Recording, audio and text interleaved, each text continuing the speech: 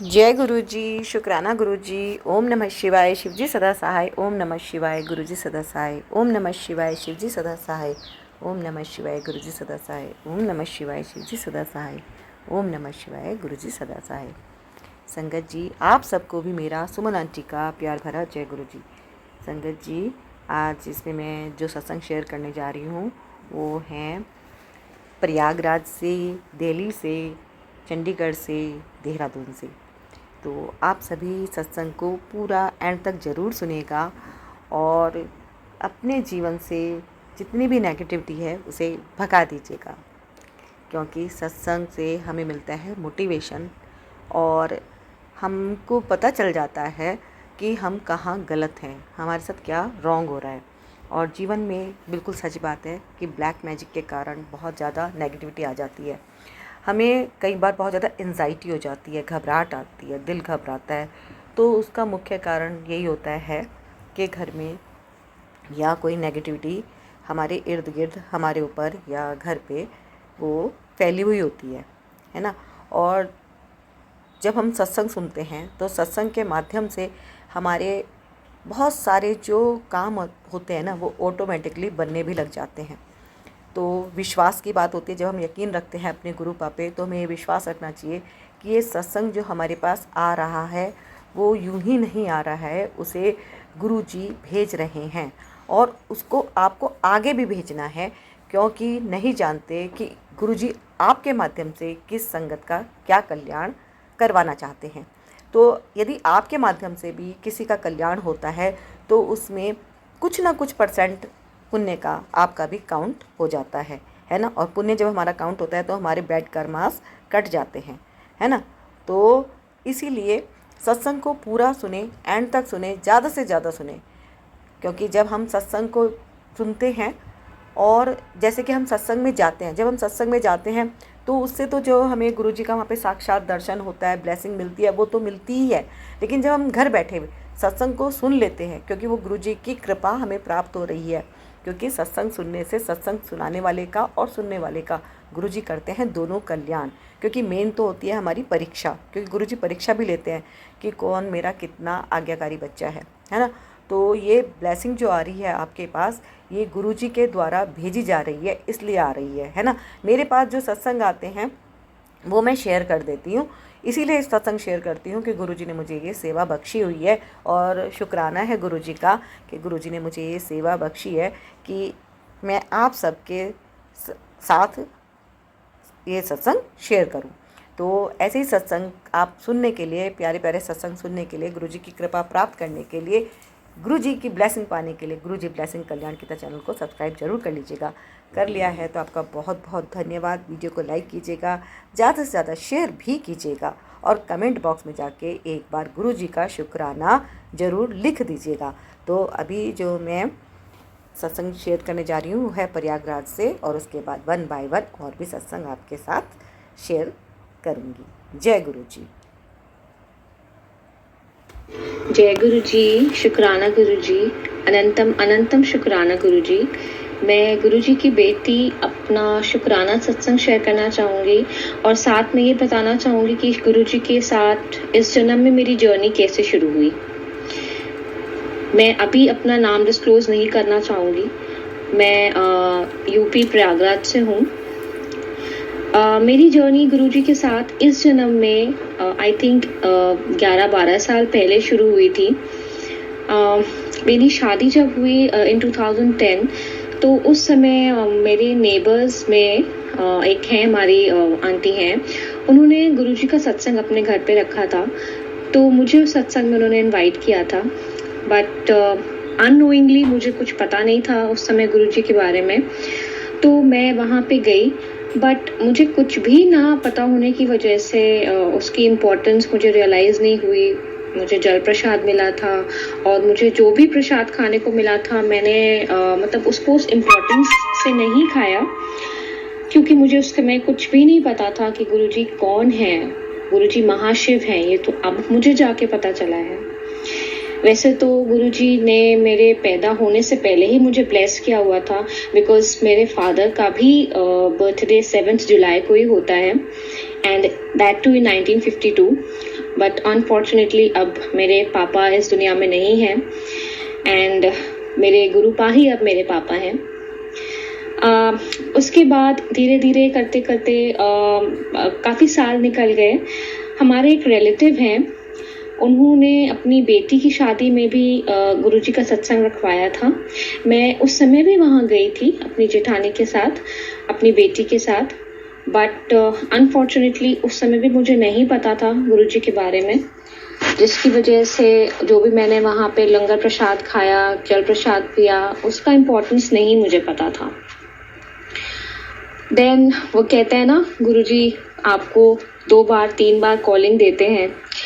I think मेरी 2 calls हो चुकी थी, बट मैंने वो रियलाइज़ नहीं किया। देन इन 2021 मेरी सेकेंड डॉटर बॉर्न हुई थी। तो व्हेन शी वाज बॉर्न, मैं ये शेयर करना चाहूँगी कि उसका फेस बिल्कुल गुरुजी से रिजेंबल करता था। And you will not believe, देखो देखा तो हुआ था मैंने गुरुजी को मेरी कज़न्स के, मेरे हस्बैंड के कज़न्स के व्हाट्सएप स्टेटस में वो स्वरूप लगाते थे गुरुजी का, मैंने देखा हुआ था। तो मैंने जब मेरी डॉटर को देखा तो मैंने अपने घर पे सबसे बोला, अपनी मम्मी से, अपने हस्बैंड से, मेरे अंकल जी से, मतलब कि ये तो इसका फेस तो बिल्कुल गुरुजी से रिजेंबल कर रहा है। देन मैंने गूगल पे सर्च किया गुरुजी के स्वरूप को एंड अपने फ़ोन में गुरुजी के स्वरूप को डाउनलोड करके रख लिया। And you will not believe, धीरे धीरे करते करते, मतलब उसके बाद कोई ऐसा टच नहीं रहा, बस ये था माइंड में कि हाँ इसका फेस रिजेंबल कर रहा है। मैंने सबको भेजा भी वो कि just see her face is quite resembling with Guruji. Then काफ़ी टाइम निकल गया, उसके बाद भी बहुत ज़्यादा अटैचमेंट नहीं था, मतलब ये था कि बस ठीक है रिजेंबलेंस है। Then in 2023 in September somewhere मैं बहुत ज़्यादा टेंशन में थी, बहुत बहुत परेशान थी मैं। मेरे डॉटर के एग्ज़ाम्स चल रहे थे, एल्डर डॉटर के, तो मतलब छोटी डॉटर थी एंड बड़ी वाली डॉटर पे बहुत ज़्यादा मैं टाइम नहीं दे पा रही थी, अपने आप में बहुत ज़्यादा गिल्ट फीलिंग थी। तो मैं किचन में खाना बना रही थी एंड अचानक से ही गुरुजी का यूट्यूब पे मैसेज पॉपअप हो गया ऑटोमेटिकली। एंड मैंने कहा ये कैसे हो गया। मैसेज में था कि चिंता ना कर पुत्र, तेरा प्यो तेरे नाल है, बच्चे आदि चिंता ना कर। एंड मैं बिल्कुल स्टंड रह गई। मैंने तुरंत आके अपने अंकल जी को बताया कि देखो मेरे पास ऐसा ऐसा मैसेज आया है। तो उन्होंने, जैसे कि आजकल हम लोग का हम लोग अपना ज़्यादा दिमाग चलाते हैं, मेरे अंकल जी ने मुझे कहा कि आजकल सब AI का टाइम चल रहा है, they can just read what you are having in your mind, और आप जो भी सर्चेस करते हो, है ना, तो इट इज़ ऑल दैट। तो आप बहुत ज़्यादा उसके ऊपर फोकस मत करो।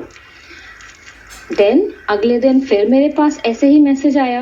What ever I was thinking in my mind, जो कुछ भी चल रहा था एग्जैक्टली वही मैसेज आ रहा था। Then I told my husband that ये तो AI नहीं हो सकता ना, कि जो आपके माइंड में चल रहा है, जो आपकी लाइफ में चल रहा है, एग्जैक्टली वही मैसेज मुझे आ रहा है गुरुजी के through. This is something else. तो then you will not believe Sangat ji, उसके अगले ही दिन मुझे गुरुजी की फ्रेग्रेंस महसूस हुई when I was again in the kitchen.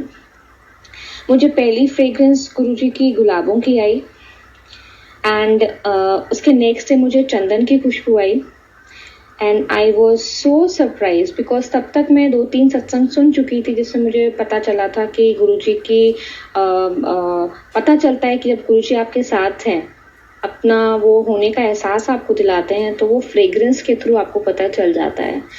तो then I got somewhere attached with Guruji. तब मैंने अपनी सिस्टर को, जो कि मैरिड है कानपुर में, एंड अपनी मदर को मैंने बताया गुरुजी के बारे में कि ऐसे ऐसे मेरे साथ हुआ है, आप भी गुरुजी के सत्संग सुनो एंड गुरुजी पे विश्वास करना शुरू करो। वैसे ही मेरी सिस्टर भी काफ़ी ज़्यादा परेशान रहती है, उसके घर में उसकी फैमिली, उसके हस्बैंड, उसकी मदर इन लॉ बहुत कोऑपरेटिव नहीं है। बहुत टाइम हो गया उसकी भी शादी को, but still she is struggling with everything. उसकी भी एक डॉटर है। Then my mother also started, उन्होंने भी सत्संग सुनना शुरू किया और धीरे धीरे करते करते हम सबका विश्वास गुरु जी पे इतना बढ़ गया कि हम अपने घर में गुरु जी को महसूस करते हैं और गुरु जी को अपने घर का एक हिस्सा मानते हैं और वो हमारे घर के सबसे बड़े हैं इस समय। जो भी कुछ करना होता है, जो भी कुछ पूछना होता है, गुरु जी से पूछ के तब हम आगे बढ़ते हैं। देन गुरु जी ने मुझे बटरफ्लाई दर्शन भी दिए एंड फिर गुरु जी बोलते थे कि मैंने चाय प्रसाद का भोग लगाई। तो मैं सोचती थी कि मेरे पास स्वरूप तो है नहीं गुरु जी का, जो मैंने फ़ोन में, आज मैंने आपको पहले बताया था, फ़ोन में डाउनलोड करके मैंने रखा हुआ था। तो वो स्वरूप पे ही मैं चाय प्रसाद बनाती थी और उसका भोग लगा देती थी गुरु जी को। हम लोगों को चाय प्रसाद में ओम के दर्शन भी हुए, तो हम लोग ने उसकी फ़ोटोग्राफ्स खींची, वीडियो बनाया। बहुत बहुत शुक्राना गुरु जी का, अनंतम अनंतम शुक्राना। जब से गुरु जी से जुड़े हैं, न जाने कितने कितने सत्संग हुए हैं, हर दिन एक सत्संग है। ऐसे न जाने कितने छोटे छोटे सत्संग रोज होते हैं। सब सत्संग बनाने चलूंगी तो बहुत ज़्यादा बड़ा सत्संग हो जाएगा। देन गुरु जी ने मुझे स्वप्न दर्शन भी दिए। अनंतम अनंतम शुक्राना गुरु जी आपका। गुरु जी, सत्संग सुना रही हूँ, कोई गलती हो जाए तो मुझे क्षमा कर दीजिएगा। आप जब मेरे ड्रीम दर्शन में गुरुजी आए थे तो वो उन्होंने वाइट चोला पहना हुआ था एंड मैं अपनी फ्रेंड के साथ हूँ किसी के घर पे एंड गुरुजी आ रहे हैं, उनके साथ 2-3 लोग और हैं और मैं बिल्कुल हड़बड़ा गई कि गुरुजी आए हैं। उन्होंने तो बोला था कि कड़ा प्रसाद बनाई, तो मैंने भोग लगाई जैसा कि उन्होंने मुझे पहले भी बोला था। तो मैं सपने में देख रही हूँ कि गुरुजी मेरे पास आए हैं और वो कह रहे हैं कि कड़ा प्रसाद दे। तो मैंने तो कहा कि मैंने तो कभी कड़ा प्रसाद बनाया नहीं। तो मेरी फ्रेंड ने मुझे कहा कि तुम वहाँ बैठो, तो वो मेरे को, उसने कड़ा प्रसाद बनाया और मैंने सिर्फ जाके उनको भोग लगा दिया। तो गुरुजी तो स्माइल कर रहे थे, बट अंदर अंदर मुझे गिल्ट फीलिंग आ रही थी कि ये तो कड़ा प्रसाद मैंने नहीं बनाया है ना। बट गुरुजी ने बहुत स्माइल किया और मुझे बहुत ब्लेसिंग्स थी। इसके लिए भी अनंतम अनंतम शुक्राना गुरुजी। गुरुजी के मैसेजेस उसके बाद भी आ रहे थे कि मैंने कड़ा प्रसाद बना के मैंने भोग लगाई। तो उसके बाद मैंने समवेयर नवंबर में, जिस दिन गुरु पूरब था, मैंने कड़ा प्रसाद बनाया और गुरुजी के अपने फ़ोन में स्वरूप के आगे उनको भोग लगाया। मन में बहुत टाइम से इच्छा तो थी कि गुरुजी का कोई स्वरूप नहीं है मेरे पास, काश मेरे पास भी कोई गुरुजी का स्वरूप होता। देन कुछ टाइम के बाद दिसंबर में इनके कज़न के बेटे की शादी पड़ी। तो उसके जो फंक्शंस थे उसमें हम लोग गए एंड जिस दिन मेहंदी की सेरेमनी हो रही थी तो इनकी कज़न्स जो दिल्ली से आए थे, हम लोग वहाँ सब टेबल पे बैठे थे, बातें कर रहे थे। अचानक से ही गुरुजी के बारे में बातें होने लगी। तो सबने कहा, अरे तुम भी मानती हो गुरुजी को? मैंने कहा हाँ, मैं भी मानती हूँ गुरुजी को। तो बट फिर मैंने अपनी बात शेयर करी कि मेरे पास अभी कोई स्वरूप नहीं है गुरुजी का। तो इनकी दोनों कज़न्स ने, जो कि दिल्ली से आई थी, अपने पर्स से देखा तो उनके पास पॉकेट स्वरूप निकला एंड लॉकेट स्वरूप भी निकला। तो एक कज़न ने मुझे लॉकेट स्वरूप दिया और दूसरी कज़न ने मुझे पॉकेट स्वरूप दिया। अनंतम अनंतम शुक्राना गुरुजी। वो दिन मैं आज तक मुझे याद है और भूल नहीं सकती मैं, वो 8 दिसंबर का दिन, जिस दिन मेरे हाथ में गुरुजी का स्वरूप आया था और मुझे लग रहा था मुझे पता नहीं क्या मिल गया है इस दुनिया में, मैं क्या मेरे हाथ में क्या है, और बस मुझे लग रहा था कि मैं जल्दी से घर जाऊं और गुरुजी का फूलों से स्वागत करूं। और जैसे कि मैंने सत्संग में सुना हुआ था कि गुरुजी का स्वागत तो चाय प्रसाद और कड़ा प्रसाद से किया जाता है, तो मैं जल्दी से वहाँ से निकल करके अपने घर गई और मैंने चाय प्रसाद बनाया, कड़ा प्रसाद बनाया, गुरुजी का फूलों से स्वागत किया। क्योंकि मेरी मम्मी भी घर पे थी उस समय, तो मैंने उनको भी, मैंने कहा अपनी आंखें बंद करो तो मैं आपको दिखाऊं कि मेरे हाथ में क्या है, मुझे क्या मिला आज। तो I showed it to her as well and वो भी बहुत खुश हुई कि उनके पास, उनके हाथ में गुरुजी का स्वरूप था। अनंतम शुक्राना गुरुजी, अनंतम अनंतम शुक्राना। काफ़ी टाइम से गुरुजी के मैसेजेस आ रहे थे कि पुत्र अमृत वेला संभाल, अमृत वेला संभाल, बट मैं कोशिश करती हूँ करने की, बट बहुत ज़्यादा रेगुलर नहीं हूँ अमृत वेला में। बच्चों के लिए जब टिफ़िन्स बनाती हूँ या नाश्ता बनाती हूँ एकदम सवेरे स्कूल भेजने से पहले, तो कोशिश करती हूँ कि अमृत वेला करूँ, बट वो रेगुलरली नहीं हो पाता। उसके लिए सॉरी गुरुजी, आगे ज़रूर कोशिश करूँगी कि अमृत वेला संभालूँ। मेरे आगे का सत्संग होगा कि इन मेरे हस्बैंड की यानी मेरे अंकल जी की एक फ्रेंड हैं, हम लोग मतलब कोलीग्स हैं, तो उनके घर पे भी माता रानी का सत्संग उन्होंने रखवाया था। तो वो भी गुरुजी को मानते हैं। मैं उनके घर सत्संग पे गई थी, तो मैंने उनके मंदिर में गुरुजी का स्वरूप देखा। स्वरूप इन द सेंस आप कह सकते हैं जो मंदिर में जो रखने वाला एक पूरा गुरुजी का जो सेटअप होता है, छोटा सा बहुत खूबसूरत सा मंदिर था।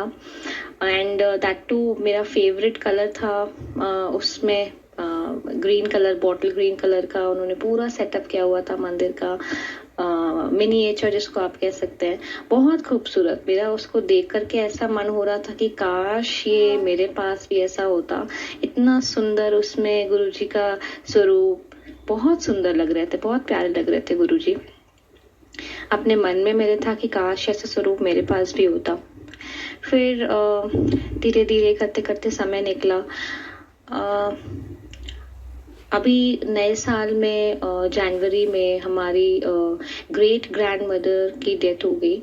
She was 93 years old and काफ़ी टाइम से वो अपने शरीर से परेशान थे। बार बार बोलते थे कि अब नहीं होता उनसे, नहीं संभाल पा रही थी अपने आप को, बहुत कष्ट थे उनके। तो गुरुजी के आने के बाद उनके जो उनको कष्ट थे उससे मुक्ति मिली। जनवरी में शी पास्ड अवे। देन उनकी डेथ पे हमारे काफ़ी सारे रिलेटिव्स घर पे भी आए थे, काफ़ी दिन रुके थे। एंड जैसे कि मैंने अपने सत्संग की स्टार्टिंग में आपको बताया था कि जो गुरुजी के साथ मेरी जर्नी स्टार्ट हुई थी, जो मुझे पहला सत्संग का जो इनवाइट आया था, जो हमारे नेबर थे, तो जो चाची थी हमारी neighbour, she also came and उनसे बैठे बैठे हमने बातें हमारी हो रही थी, तो गुरुजी की बातें करने लगे हम लोग।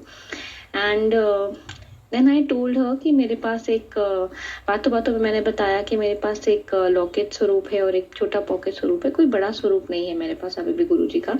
तो देन शी सेड कि तुम परेशान मत हो, मैं तुम्हें स्वरूप दूंगी, मैं तुम्हें फ्रेम करा के स्वरूप दूंगी।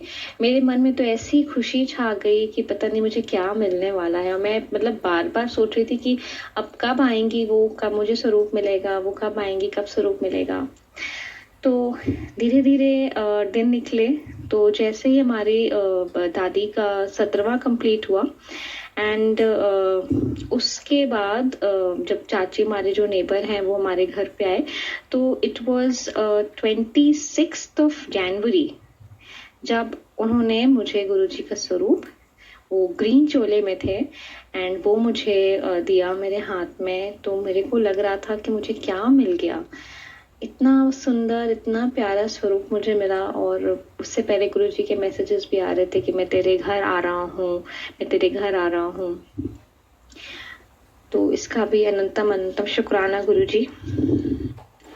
देन हमारी दादी की डेट पे मेरी सिस्टर भी आई थी, जो कानपुर में रहती हैं, वो भी आई थी। तो मैं उनको जब स्टेशन पे ड्रॉप करने गई थी, बिकॉज इस बार हमारे यहाँ विंटर्स इंडिया में बहुत बहुत ज़्यादा पड़े एंड जिसकी वजह से ट्रेन्स भी बहुत डिले हुए, मतलब 12 आवर्स 14 आवर्स ट्रेन इतना डिले हो रही थी। तो मेरी सिस्टर भी सोच रही थी, अपनी डॉटर के साथ आई थी, वो सोच रही थी कि मेरी ट्रेन भी ऐसे ही डिले हो जाएगी, तो देर हो जाएगी घर पहुँचते पहुँचते। एंड हम लोग डिस्कस ही कर रहे थे जब स्टेशन पे बैठे थे। एंड जब उसकी ट्रेन आई है, वंदे भारत उसने कराया था उसमें टिकट, एंड मतलब 7:30 आई थिंक हम लोग बैठे थे स्टेशन पे। एंड 9:15 उसका मेरे पास कॉल आ गया कि मैं घर पहुंच गई हूँ। And I was absolutely shocked कि अभी 1.5 घंटे 2 घंटे में तुम घर भी पहुंच गई हो। जब हम लोग स्टेशन पे बैठे थे तो हमें रोजेस की फ्रेग्रेंस आई थी।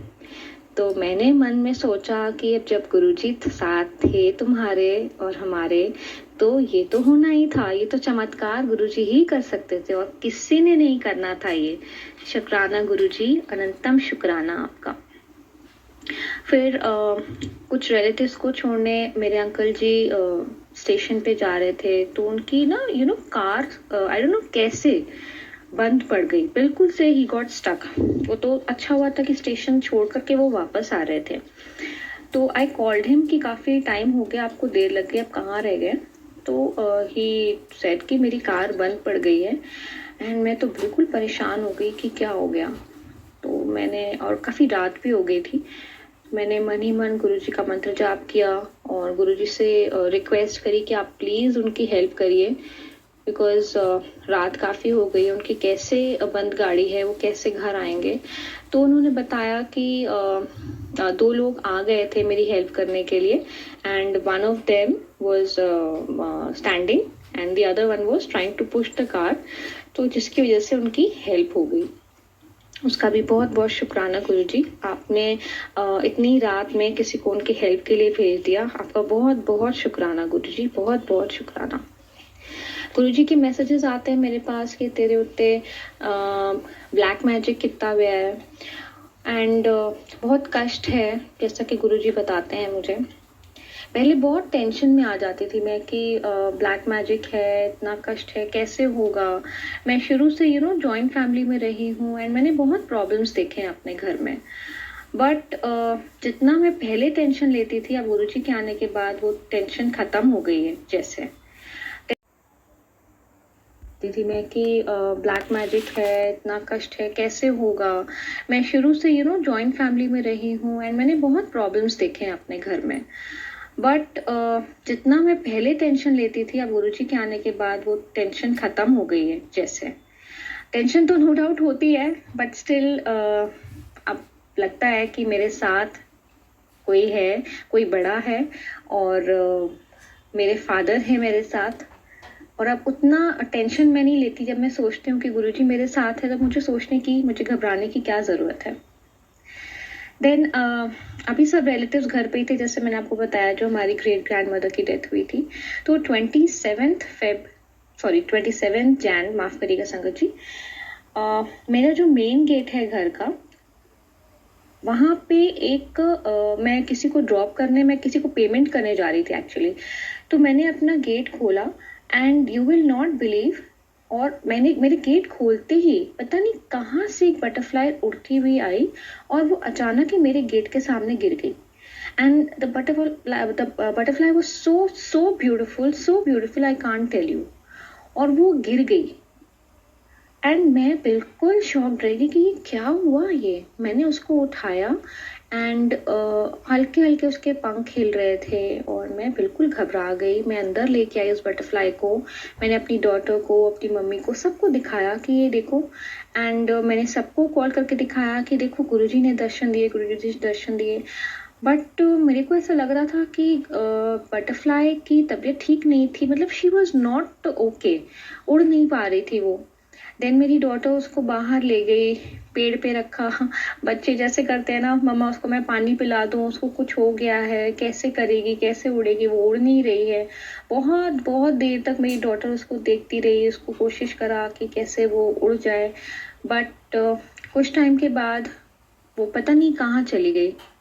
न जाने कौन सा ऐसा कष्ट था हमारा जो गुरुजी ने अपने ऊपर ले लिया। तो उस बटरफ्लाई के रूप में गुरुजी आए थे दर्शन देने के लिए। अनंतम शुक्राना गुरुजी। देन ऑन 1 Feb 2024 मैं अपने मन में सोच रही थी सवेरे से कि गुरुजी का येलो चोले वाला स्वरूप कितना खूबसूरत है, काश वो मेरे पास होता। मैं फ़ोन में उसको देखती हूँ, कितना सुंदर लगता है वो। देन मैं अपनी डॉटर को स्कूल छोड़ने जब ड्रॉप करने गई थी स्कूल, तो मैं जिस रास्ते से रेगुलरली जाती हूँ, मैं उस रास्ते से नहीं गई, मैं एक दूसरे रास्ते से गई। तो ड्रॉप करते हुए रास्ते में मैंने देखा कि ऑन द राइट वे मुझे 2 मोर नज़र आए। मतलब जहाँ हम रहते हैं वहाँ पे मोर दिखना, मतलब आज तक मैंने अपनी लाइफ में तो नहीं देखा। मोर दिखना एक इम्पॉसिबल सी बात थी। दोनों मोर एक दूसरे को फेस करके बैठे थे और मुझे ऐसा लग रहा था कि कोई दो मोर की मूर्तियां रखी हुई हैं, बिकॉज तब तक वो हिल नहीं रहे थे। बट जैसे मैंने उसको थोड़ी देर तक देखा तो वो दोनों मोर हिल रहे थे एंड एक मोर उसमें से उड़ रहा था, उड़ने लग गया था। मैंने अपनी डॉटर को तुरंत दिखाया कि देखो देखो मोर, एंड उसने भी देखा। हम लोगों ने शुक्राना किया, अनंतम शुक्राना गुरुजी, सुबह आपने दर्शन दिए, अनंतम अनंतम शुक्राना। देन उसी आफ्टरनून में जब मैं घर आई तो मेरे पास एक कोरियर आया, जिस कोरियर में ऊपर जय गुरु जी लिखा हुआ था। तो मैंने कहा ये कोरियर कहाँ से आया, किसने दिया? तो वो वही मंदिर का स्वरूप का सेटअप था पूरा, जो मैंने अपने फ्रेंड के घर पे मंदिर में देखा था, बॉटल ग्रीन कलर का। And you will not believe Sangat जी, उसमें गुरु जी का पीले चोले वाला स्वरूप था। अनंतम शुक्राना गुरु जी, अनंतम अनंतम शुक्राना। And that was a gift from our friend जिनके घर में सत्संग पे गई थी। Thank you so much Pallavi, thank you so much. तो 1 फेब को गुरुजी का स्वरूप और गुरुजी का मंदिर का छोटा सेटअप हमने अपने मंदिर में सेट किया एंड वो बहुत खूबसूरत लग रहा था। देन 2 फेब को जब सवेरे मैं अपनी डॉटर को स्कूल छोड़ने जा रही थी, एंड बिकॉज मैं उस समय ड्राइव करके नहीं जा रही थी तो मैं ई रिक्शा से मैं जा रही थी। एंड ड्रॉप करने के बाद जब मैं वापस आ रही थी तो मेरी रिक्शा फ्लिप हो गई। एंड पता नहीं कौन सा कष्ट था जो गुरुजी ने हल्के में डाल दिया, बिकॉज मुझे थोड़ी बहुत खरोच आई, बहुत ज़्यादा मुझे चोटें नहीं लगी। लगा कि न जाने कैसे गुरुजी ने हाथ रख के मुझे बचा लिया। अब तो लगता है हर एक छोटी छोटी चीज़ों में गुरुजी हमें गाइड करते हैं, हमें समझाते हैं, घर के बड़े की तरह हमारे साथ हमेशा रहते हैं। अनंतम शुक्राना गुरुजी। छोटी छोटी चीज़ें जैसे कि हमें मना करते हैं कि बेड पे बैठ के ना खाया कर पुत्र, चंगा नहीं होता। फिर हमें ये भी बताते हैं गुरुजी कि नॉनवेज नहीं खाओगे तो चंगे रहोगे। मना नहीं करते गुरुजी किसी भी चीज़ के लिए, लेकिन हाँ, अगर आप नहीं खाओगे तो चंगे रहोगे। तो ये मैसेजेस मेरे पास आए तो इसलिए मैं आपके साथ शेयर कर रही हूँ। देन 5 फेब को मेरे पास गुरुजी के सत्संग का इनवाइट आया था। तो मैं उनके अपनी उसी चाची के घर गई थी जिन्होंने पहले मुझे सत्संग में, अपनी डॉटर के सत्संग, शादी के सत्संग में बुलाया था। मैं उनके घर गई, मैंने जल प्रसाद लिया, चाय प्रसाद लिया, समोसा प्रसाद खाया, लंगर प्रसाद खाया। अनंतम शुक्राना गुरुजी सत्संग में बुलाने का, अपने सामने बिठाने का। देन 22 फेब को भी मुझे सत्संग में इनवाइट आया था। मैं सत्संग में गई थी, अगेन मैं गुरुजी के बिल्कुल सामने बैठी थी और इतने सुंदर शब्द चल रहे थे गुरुजी के, मन नहीं हो रहा था कि मैं वहाँ से वापस आऊँ। अनंतम शुक्राना गुरुजी सत्संग में बुलाने का, अपने सामने बैठाने का, इतना अच्छा लंगर प्रसाद खिलाने का। वो प्रसाद, वो अमृत है हमारे लिए गुरुजी, अनंतम शुक्राना। काफ़ी टाइम से मेरे हस्बैंड एक ही ऑर्गेनाइजेशन में काम कर रहे हैं। He is a teacher by profession and 16 years हो गए उनको उस जगह पे। तो now he just wanted to change and he wanted to upgrade his profile. तो बहुत टाइम से वो परेशान भी थे कि एक जगह जैसे स्टक हो गए हैं, तो अंदर से बहुत परेशान भी थे। तो हम लोग ने गुरुजी से, मतलब मैंने तो छोड़ दिया था गुरुजी पे कि गुरुजी जो करना है आपने ही करना है और जो आपको ठीक लगता है आप सिर्फ वही करिएगा, क्योंकि वही हमारे लिए ठीक होगा। आफ्टर 16 ईयर्स गुरुजी ने हमारे घर में एक बहुत अच्छी खुशखबरी लेके आए कि मेरे हस्बैंड को एक नई जॉब उन्होंने ब्लेस करी। Now he is the principle of a school और ये सब कुछ गुरुजी की ब्लेसिंग्स की वजह से ही हुआ है। गुरुजी से मैं रिक्वेस्ट करूंगी कि अपनी ब्लेसिंग्स मेरे ऊपर, मेरे बच्चों के ऊपर, मेरे पूरी फैमिली के ऊपर बनाए रखिएगा। गुरुजी के मैसेजेस आ रहे थे कि बड़े मंदिर आजा पुत्र, बड़े मंदिर आजा। तो मैं गुरुजी को बोलती थी कि गुरुजी कैसे आऊँगी आपके पास, आप बताओ। छोटे बच्चे हैं, मेरी छोटी डॉटर तो अभी बहुत ही छोटी है, प्लस वो बाहर का कुछ नहीं खाती, मैं कैसे उसको लेके आऊँगी, कैसे मैनेज करूँगी। तो गुरुजी मुझे बोलते थे मैसेज पे, चिंता ना क्या कर, सारा अरेंजमेंट मैं कर देवांगा, तू मन तो बना, चिंता ना कर, मैं हूँ तेरे साथ। तो आप विश्वास नहीं करोगे संगत जी, कैसे कैसे हमारा प्रोग्राम बन गया एंड कैसे हमने मन में आया कि नहीं अब तो हमें जाना ही है।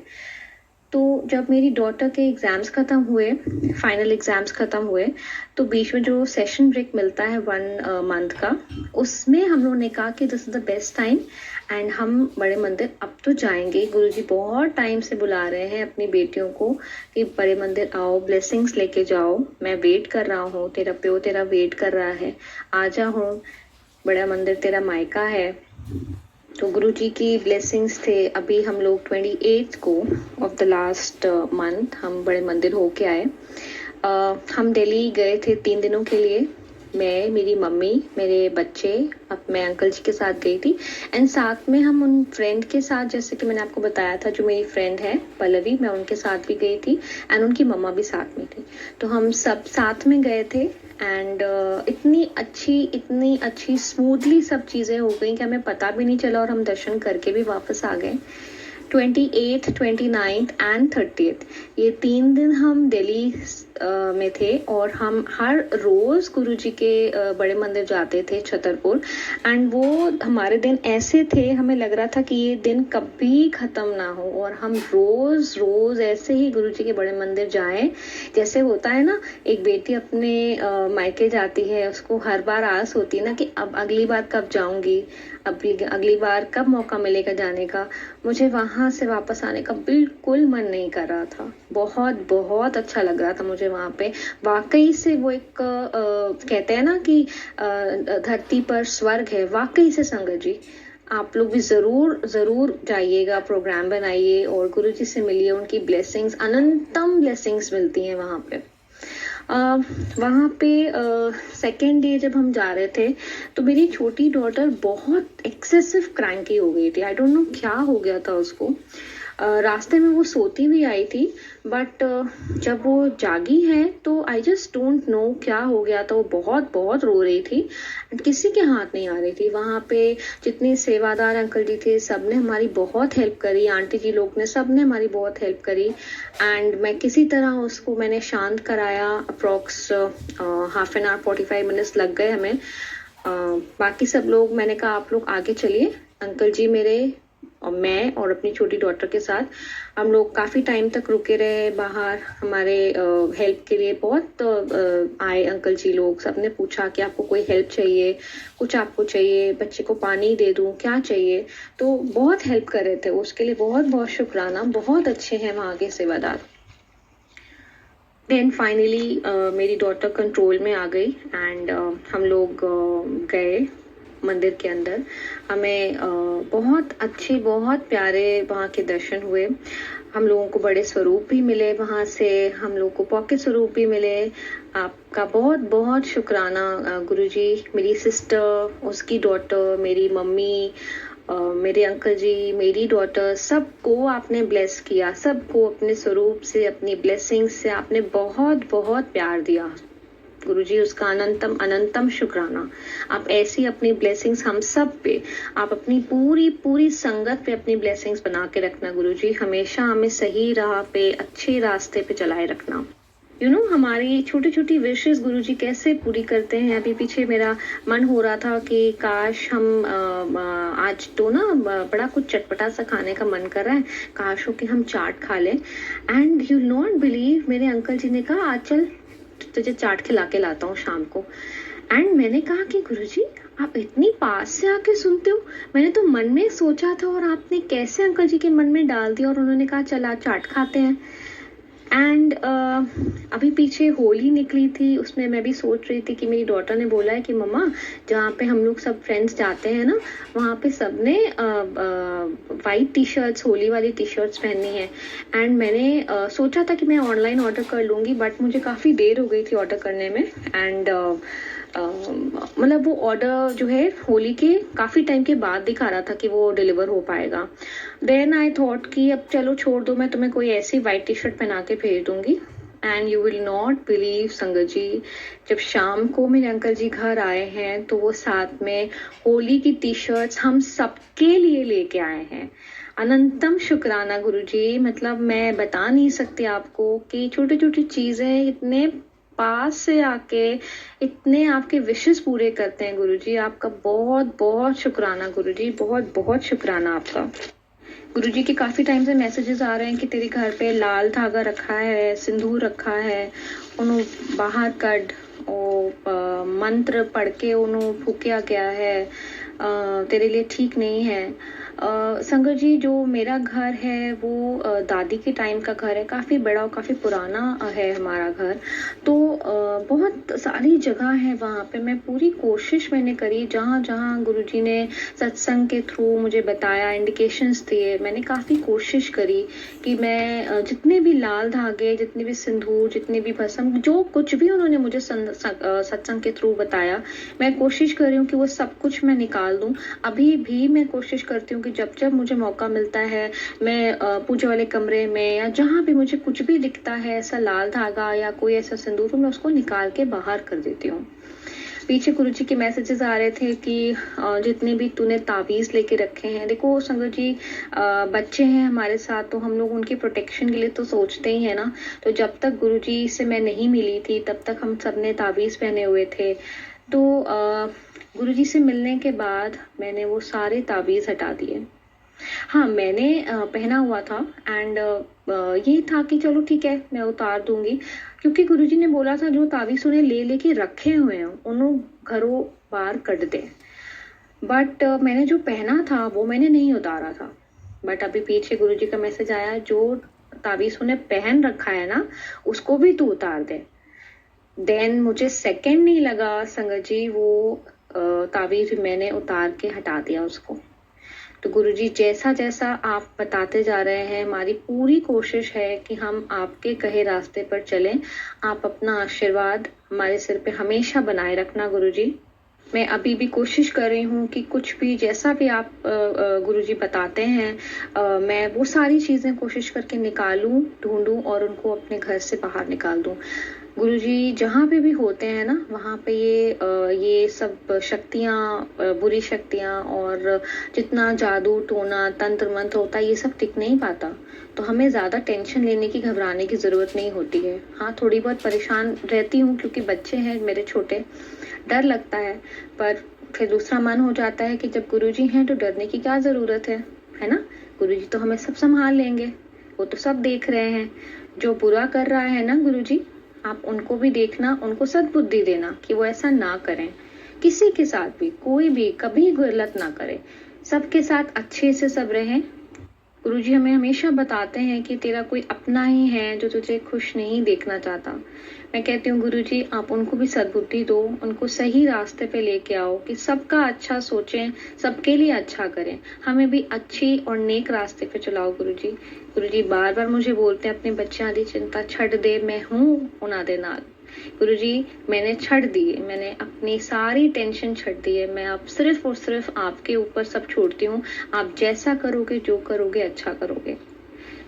अब मैं अपने सत्संग को यहीं विराम देना चाहूँगी और अपना सत्संग मैं मंत्र जाप के साथ अंत करना चाहूँगी। मैं चाहूँगी कि सारी संगत मिल करके गुरुजी का मंत्र जाप करें। ओम नमः शिवाय, शिवजी सदा सहाय। ओम नमः शिवाय, गुरुजी सदा सहाय। जय गुरुजी, शुक्राना गुरुजी, अनंतम अनंतम शुक्राना मेरे मालिक, अनंतम अनंतम शुक्राना। जय गुरुजी संगत जी, जय जय गुरुजी। गुरुजी संगत जी, जय गुरुजी। मैं आज अपना शुक्राना सत्संग पहला शेयर करने जा रही संगत जी। यदि मुझसे कोई गलती हो जाए तो गुरुजी मुझे क्षमा करना। आपकी मेहर इतनी है मुझ पर कि शायद मैं 7 जन्म लेकर भी आपकी कृपा का कर्ज नहीं चुका सकती। मेरे गुरु का आपने मेरी गोद भर दी। गुरु का मेरा लड़का 4 महीने का था तो मुझे गुरुजी को सपने में मैंने देखा। फिर उस समय 2010 की बात है, जब मेरा लड़का 4 महीने का था तो मैंने सपने में देखा गुरुजी को कि बहुत नीला नीला पानी बह रहा है। मैं पानी के पास जा रही तो कमल के फूल खिले।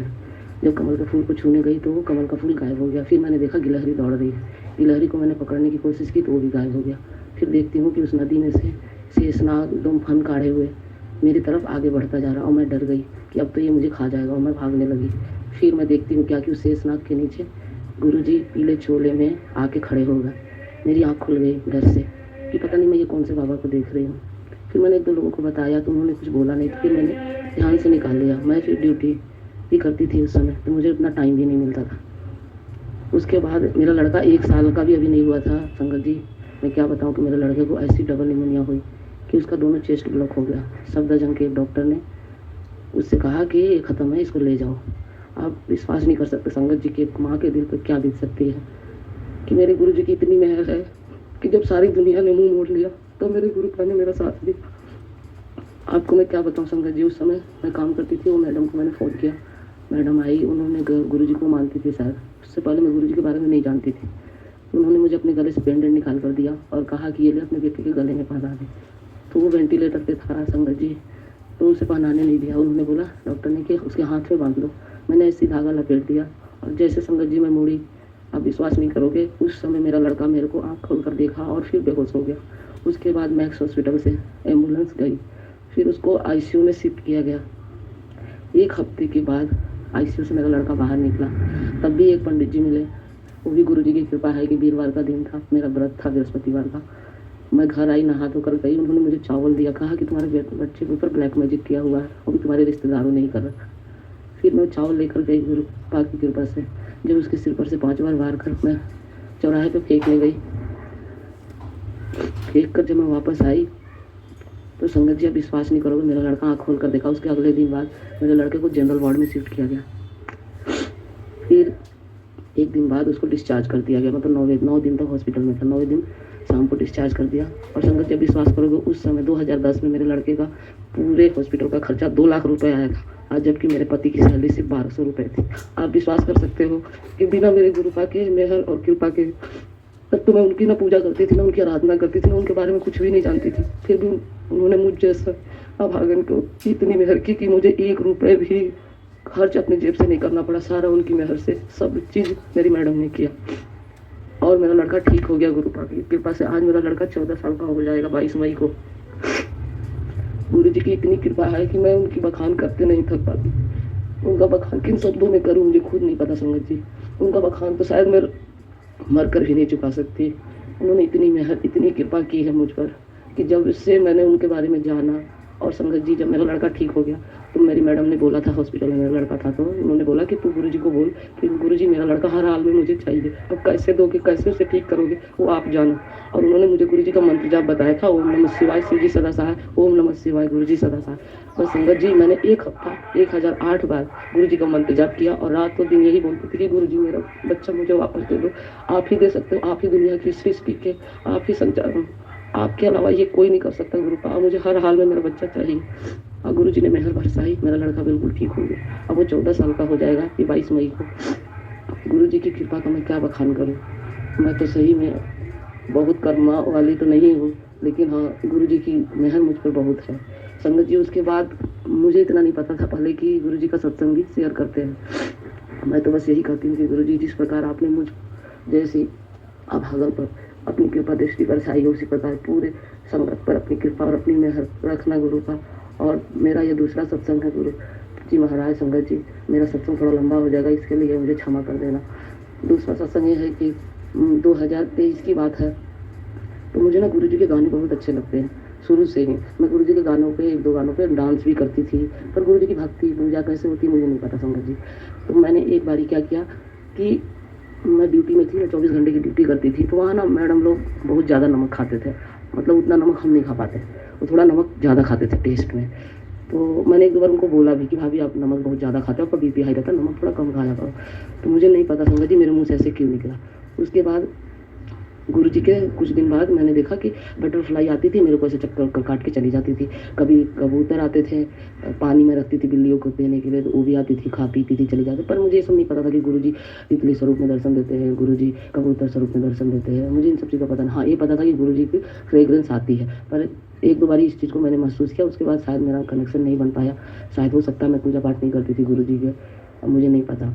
लेकिन उसके बाद मैंने ये देखा कि मैं नाचने का मुझे शुरू से शौक था, तो मैं गुरुजी के पंजाबी गानों पे कि हत्था दी लकीरा कैसे करके वो गाना कि तू पता बदल सकता है, हत्था दिया लकीरा दी, मत्था दिया लकीरा दी। उस गाने में मुझे ज़्यादा डांस अच्छा लगता है। फिर गुरु जी के मंत्र जाप भी अच्छे लगते हैं। तो ये सब मैं हमेशा रेगुलर सुनती थी खाली टाइम में। तो मैंने ऐसे ड्यूटी करके 11 बजे रात में मैं निकली, कमरे में अपने जा रही थी, तो मैंने सपने में देखा संगत जी कि गुरु जी का मैसेज आया फेसबुक पे कि कुड़िए तू कभी भी ना खुद को अकेला ना समझा कर, मैं तेरा प्यो हूँ, बड़े मंदिर तेरा घर है, तू ऐसा कर, तू बड़े मंदिर आया कर, तू कभी भी आ सकती है। तो मैंने हंसकर अपने मन में ऐसे ही सोचा कि गुरुजी ऐसे क्यों बोल रहे हैं, आपको पता नहीं कि मैं मतलब जेल में हुई, मैडम छुट्टी भी नहीं देती थी। तो मैंने वो मन में सोचा क्या गुरु आप भी क्या बोल रहे हो, सो मैं कैसे आ सकती हूँ बड़े मंदिर, आपको तो पता ही है कि मैं ड्यूटी में हूँ, कैसे आऊँगी। आप संगत जी विश्वास नहीं करोगे, मैं रात में मंत्र जाप किए, उसके बाद मैंने 1-2 गाने पर डांस किया, फिर मैं नहा धोकर फिर सो गई। सोने के बाद संगत जी आप विश्वास नहीं करोगे, मेरा ना गाँव से कोई आया था, तो उसने मेरे को मिला उला, मेरे रिश्तेदार ही थे, मिल के गए। उसके बाद मेरी अचानक से रात में तबीयत ख़राब हो गई। तो मैं सपने में देखती हूँ कि मैं जो चादर ओढ़कर लेटी हुई हूँ, उस चादर में कोई ऐसी शक्ति है जो मुझे पूरी दबाई जा रही है, मेरे से सांस नहीं लिया जा रहा, मेरा पूरा दम घुट रहा, मैं चीखें मार रही हूँ और मैं हाथ पर अपने बाहर नहीं निकाल पा रही हूँ। तो मैंने ऐसे ही बोला कि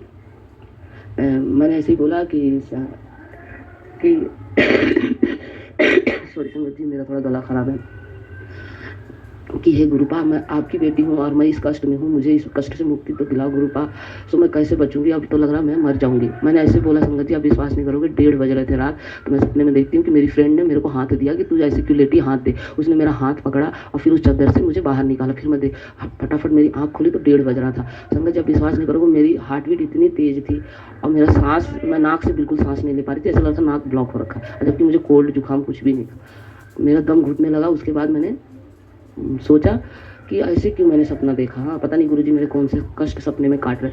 और आप विश्वास नहीं करोगे, मैंने 1-1.5 घंटा कोशिश किया, बहुत कोशिश किया कि मैं सो जाऊँ, पानी पिया, वॉशरूम गई, फिर भी मुझे नींद नहीं आ रही थी संगत जी। उसके बाद मैंने देखा क्या कि नींद नहीं आ रही, मुझे घबराहट हो रही है, मेरे फ़ोन में बैलेंस भी नहीं संगत जी। आप विश्वास नहीं करोगे कि मैं किसको कॉल करूं इतनी रात में, कहाँ जाऊं, किससे हेल्प मांगूं, फिर मुझे कोई रास्ता नहीं दिखा, मेरा रो कर बुरा हाल था 1.5-2 घंटे। उसके बाद मैंने गुरुजी से अरदास लगाई कि गुरुपा आप सब पे मेहर करते हो, मुझ पे भी बहुत बार मेहर कर रखे हो, गुरुपा आपके अलावा मेरा इस दुनिया में कोई नहीं है, आप ही मेहर कर सकते हो। तब संगत जी गुरुजी की मेहर हुई। मैंने बोला गुरुजी आप बस ये रात काट दो, दिन तो मैं देख लूँगी, कहीं हॉस्पिटल वगैरह में जाकर दिखाऊंगी कि मुझे हो क्या रहा। आप विश्वास नहीं करोगे संगत जी, उस समय मैं सोई, एक ही बार सुबह 9 बजे मेरी आँख खुली। मैडम ने फ़ोन किया होगा, मुझे पता नहीं चला। उसके बाद मैं जब नहा धोकर ड्यूटी पे गई तो मैडम ने बोला क्या हो गया, मैंने बोला पता नहीं, मुझे घबराहट सी भी हो रही है, अब नाक से ना सांस नहीं ले पा रही हूँ, मुंह से सांस ले रही हूँ और मेरे को ना सांस बहुत फूल रहा है, ऐसा लग रहा ना कि पूरी बेचैनी सी हो रही कि कहाँ भाग जाऊँ। तो उन्होंने मेरा बीपी चेक किया तो 150 बीपी। करिए तेरा तो तू तो नमक भी नहीं खाती, तेरा बीपी इतना हाई कैसे हो गया। अब पता नहीं संगत जी कुछ क्या था मेरे साथ, मुझे ये नहीं पता। उसके बाद मेरा तो जी घबरा इतना, मैंने फिर डिस्पेंसरी में जाके सारे टेस्ट कराए, सारी रिपोर्ट आई, सारी रिपोर्ट 22 जनवरी को मुझे आई और सारी रिपोर्ट संगत जी बिल्कुल नॉर्मल थी। फिर भी मैंने बीपी की दवाई शुरू कर दी थी, 15-20 दिन मैंने खा लिया था। उसके बाद मैंने ऐसे एक सत्संग सुना कि उसमें कह रही थी कोई संगत जी की, उन्होंने बीपी की दवाई छोड़ दी, गुरुजी से अरदास लगाई तो उनका बीपी बिल्कुल ठीक हो गया, अब नॉर्मल रहता। तो मैं भी उस दिन से ना, जब से सत्संग सुना तो मैंने भी गुरुजी से अरदास लगाई कि गुरुजी अब मैं सब आपके भरोसे छोड़ रही हूँ, मुझे जीना है या मारना है वो आप देख लो, मैंने आज से दवाई मैं भी छोड़ रही हूँ, अब आप ही मेरे माँ बाप गुरु जो भी हो सब आप ही हो। मैंने ये सोचकर दवाई छोड़ दी संगत जी। और उसके बाद से आज मेरे ख्याल से मेरे को 29 जनवरी को सपना आया, 29 जनवरी को गुरुजी की रात में सपना आया। तो गुरुजी मेरे घर के सामने एक गुरु कृपा करके कोठी है, बड़ी सी हवेली, वहाँ शायद गुरुजी जब चोले में थे तो आते थे। अब मुझे ये नहीं पता, मैंने सपने में देखा कि गुरुजी ऑरेंज कलर का कुर्ता पहने और ग्रीन कलर की धोती पहन के वहाँ ज़मीन पे बैठे हुए। और मैंने जब गुरुजी को देखा तो मैं दौड़ते, मैं हमेशा सोचती थी कि गुरुजी से लोग मिलते हैं, कि गुरुजी चोले में थे, गुरुजी को टच किया होगा, गुरुजी को देखा होगा, गुरुजी को सुना होगा, गुरुजी को महसूस किया होगा, तो उन्हें कैसा फील होता होगा। मैं हमेशा यही सोचती थी कि हम कितने अभागे हैं कि हमने गुरुजी को देख नहीं पाए जीवित जब थे गुरुजी। तो मैं हमेशा ये सोचती थी और रोती थी इस बात को लेकर। तो उस दिन जब मैंने सपने में देखा कि गुरुजी ऑरेंज कलर का चोला और धोती पहन रखे और ज़मीन पे बैठे, तो मैं दौड़ती हुई गई हूँ और मेरे 3-4 पड़ोसी भी बैठे हुए, जैसे सत्संग हो रहा हो ऐसे देखा, और इस मेन रोड पे बैठे हुए सड़क पे। तो मैं दौड़ते हुए गई तो गुरुजी मुझसे कहते पंजाबी में कि कुड़िए इथे की जा घर विच सिंदूर लेकर आ। तो मैंने बोला सारी संगत बैठी हुई है, गुरुजी मेरे को ही क्यों बोल रहे कि जा घर विच सिंदूर लेकर आ।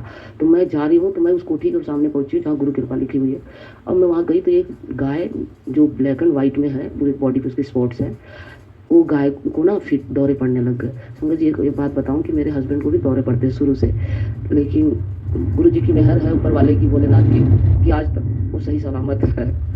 अब चाहे मेरे कर्म कहे, चाहे मेरे कष्ट कहे, जो भी कहे, पर मैं इस बात से तकलीफ़ में नहीं रहती कि मेरे हस्बैंड को ये तकलीफ़ है। जब भगवान ने गुरु जी ने ऐसी तकलीफ़ दी है तो हो सकता है ये हमारे कर्म ही होंगे कुछ जो काट रहे हैं। हो सकता है कुछ दिन बाद ठीक हो जाए। हमारी शादी को तो 20-22 साल हो गए चुके हैं, लेकिन अभी तक तो कुछ ऐसा नहीं है। लेकिन जब से गुरु जी की संगत में मैं आई हूँ तब से उनकी मेहर है कि दौरे तो नहीं पड़ते, दवाई चलती है मुझसे। तो मैंने देखा संगत जी की उस गाय को दौरे पड़ रहे हैं और उसके गले में ना कुछ अटक गया है। तो मैंने उसको गले से सहला रही हूँ, कर ये ठीक क्यों नहीं हो रही, ठीक क्यों नहीं हो रही। तब तक देखती हूँ कि उसके गले में कुछ गोल सा है अटका हुआ, वो धीरे से नीचे खिसक गया और फिर वो गाय बिल्कुल ठीक हो गई। फिर वो गाय वापस सड़क पे जाने लग गई। मैं वहीं से वापस आके फिर गुरुजी के पास आई तो गुरुजी अब मेरी पड़ोसन खड़ी, तो मैंने उससे सिंदूर मांगा हाथ में। अब मांग के गुरुजी के सामने जैसे लेकर गई हूँ संगत जी, अब विश्वास नहीं करोगे, सब गुरुजी ने अंगूठे से सिंदूर मेरे हथेली से लिया और मेरे माथे पे लगाया और लगाते के साथ ना वो चंदन में परिवर्तित हो गया। अब पूरी मेरी गुरुजी ने बोला कि ले तुझे मुझे छूना था ना, तू मुझे छू के अनुभूति कर ले कि मुझे छूने की अनुभूति क्या होती। आप समझ विश्वास नहीं करोगे, मेरे पूरी बॉडी पे ना जैसे बिजली आकाश में चमकती है वैसे पूरी बॉडी में बिजली कौंध गई और मेरा पूरा शरीर ना ठंडे बर्फ की तरह शीतल हो गया। अब मैं गुरुजी, अब पूरे चंदन की खुशबू आने लगी। मैंने गुरुजी के चरण पकड़ के रोने लगी कि गुरु आप मुझे माफ़ कर दो, मैं तो आपको बस एक गुरु समझती थी, आप तो साक्षात शिव हो। मुझे नहीं पता कि मेरे कुछ पिछले जन्म के अच्छे कर्म थे संगत जी, जो गुरु पा को बार बार मुझे दर्शन देने सपने में आना पड़ता। कुछ तो मैंने अच्छे कर्म किए होंगे संगत जी।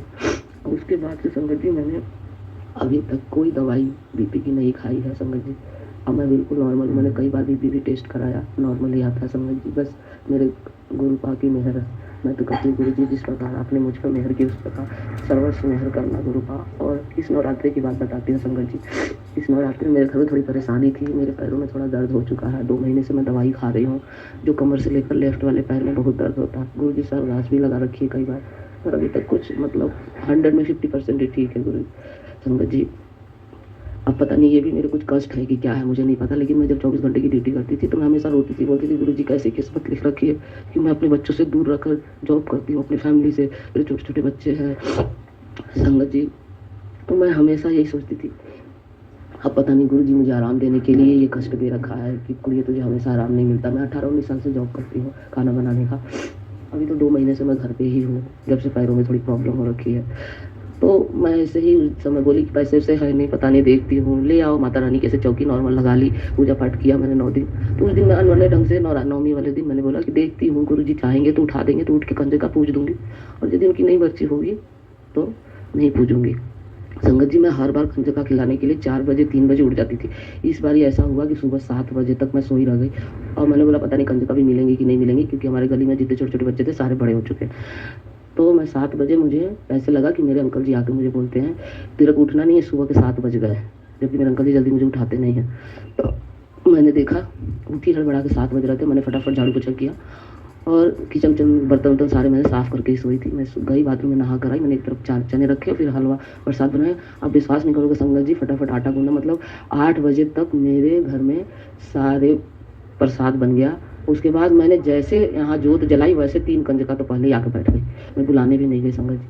और मैंने 8 बजे तक 8:15 तक मैंने कंजका खिला के पूज लिया। फिर मैंने गुरु जी को थैंक यू भी बोला कि शुक्राना मेरे गुरु का, आपकी बदौलत ये सब चीज़ हो पाया। फिर मैंने शाम तक, मेरे हस्बैंड जब ड्यूटी से आए तो मैंने अपने अंकल जी से पूछा ये बताओ सुबह 7 बजे तुम उठाने आए थे मुझे? तो उन्होंने बोला नहीं। तो मैंने बोला सच बोलो ना यार। तो कह रहे नहीं मैंने आपको नहीं उठाया। तब मेरे को लगा कि मेरे गुरुपा आए थे मेरे अंकल के रूप में। मुझे क्या पता कि गुरुपा हर पल मेरे अंग संग रहते हैं। और उसके 2 दिन बाद मैंने फिर नवरात्रि का पूजा पाठ सारा मेरा संपन्न हुआ, बस गुरु जी की मेहर थी। और उस दिन भी गुरु पा को मेरी वजह से कष्ट उठाना पड़ा। और उसके बाद 2-3 दिन बाद मेरे अंकल जी की तबीयत अचानक ख़राब हो गई, उनको ऐसा लग रहा था कि दौरे पड़ जाएंगे। तो गैस वैस बनने लग गई। मैंने जल प्रसाद तो देती हूँ आजकल 1-1.5 महीने से, उनको भी खुद भी लेती हूँ, बच्चों को भी देती हूँ। तो मैंने बोला कि गुरु जी का जल प्रसाद पीते हो, इतना विश्वास रखो कुछ नहीं होगा। कर पता नहीं कि मेरा जी घबरा रहा। आप विश्वास करोगे संगत जी, सुबह के 3 बज रहे थे तब गुरु जी को मैंने व्हाइट चोले में देखा कि मेरे सिरहाने खड़े हैं गुरु जी व्हाइट चोले में, और बगल में त्रिशूल है और वो बड़े मंदिर का शिवलिंग। पता है मैं उठ के इतना रोई, मैंने बोला गुरुजी आपका किस शब्दों में शुक्राना करूँ। मैं बार बार सोचती थी संगत जी कि पता नहीं शुक्राना का मतलब होता है कि बस हाथ जोड़ कर शुक्राना कर दो। मुझे नहीं पता था कि सत्संग भी शेयर करने होते हैं। मैं बहुत दिनों से कोशिश कर रही थी संगत जी शुक्राना सत्संग शेयर करने के लिए, लेकिन कर नहीं पा रही थी। आज शायद गुरुजी की मेहर हो गई। गुरुजी ने मुझे सपने में अपने मंदिर के संपूर्ण दर्शन करा दिए थे। मुझे नहीं पता, जब मैं अपने लड़के को फर्स्ट बार लेकर गई गुरुजी के मंदिर में ठीक होने के बाद, तब मैंने देखा गुरुजी के मंदिर में वैसे शिवलिंग, शिव जी शेषनाग पे स्थापित है, वैसी बड़ी सी शिवलिंग। मैंने उतना बड़ा, जितना बड़ा शिवलिंग मैंने सपने में एक बार ही देखा था। मैं आरती करती, मुझे नहीं पता था समझ जी कि गुरुजी मैं गरीब हूँ। समझ सकते हैं समझ जी कि गरीब के लिए हर समय इतना पैसा खर्च करके आना जाना हर चीज़ डिफिकल्ट होता है। फैमिली में 2 बच्चे हैं, उनका पढ़ाई लिखाई, मेरे हस्बैंड की दवाई चलती है, उसका 1,500-2 हज़ार रुपया खर्चा हर महीने का। मेरे हस्बैंड की सैलरी अभी 10,000 है। हो सकता है गुरुजी की मेहर हो जाए, बढ़ जाए सैलरी उनको।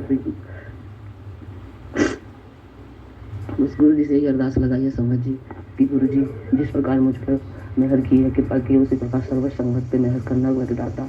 कोई अपने पद से वंचित ना रहे, गुरु पाप की मेहर से कोई वंचित ना रहे, बस सब अच्छे सतमार्ग के रास्ते पे चले। अब मैं अपने सत्संग को यहीं विराम देती हूँ संगत जी। गुरु जी यदि मुझसे कोई गलती हो गई हो तो मुझे क्षमा करना मेरे गुरु पाप संगत जी। आगे भी यदि गुरु जी की मेहर रही तो मैं अपना सत्संग शेयर करूँगी। जय गुरु जी, शुक्राना गुरु जी। ओम नमः शिवाय, शिव जी सदा सहाय। ओम नमः शिवाय, गुरु जी सदा सहाय। जय गुरु जी, शुक्राना गुरु जी। जय गुरु जी संगत जी। मेरा नाम रजनी है और मैं चंडीगढ़ से हूँ और ये मेरा गुरुपिता जी के लिए सत्संग और शुक्राना सत्संग दोनों है।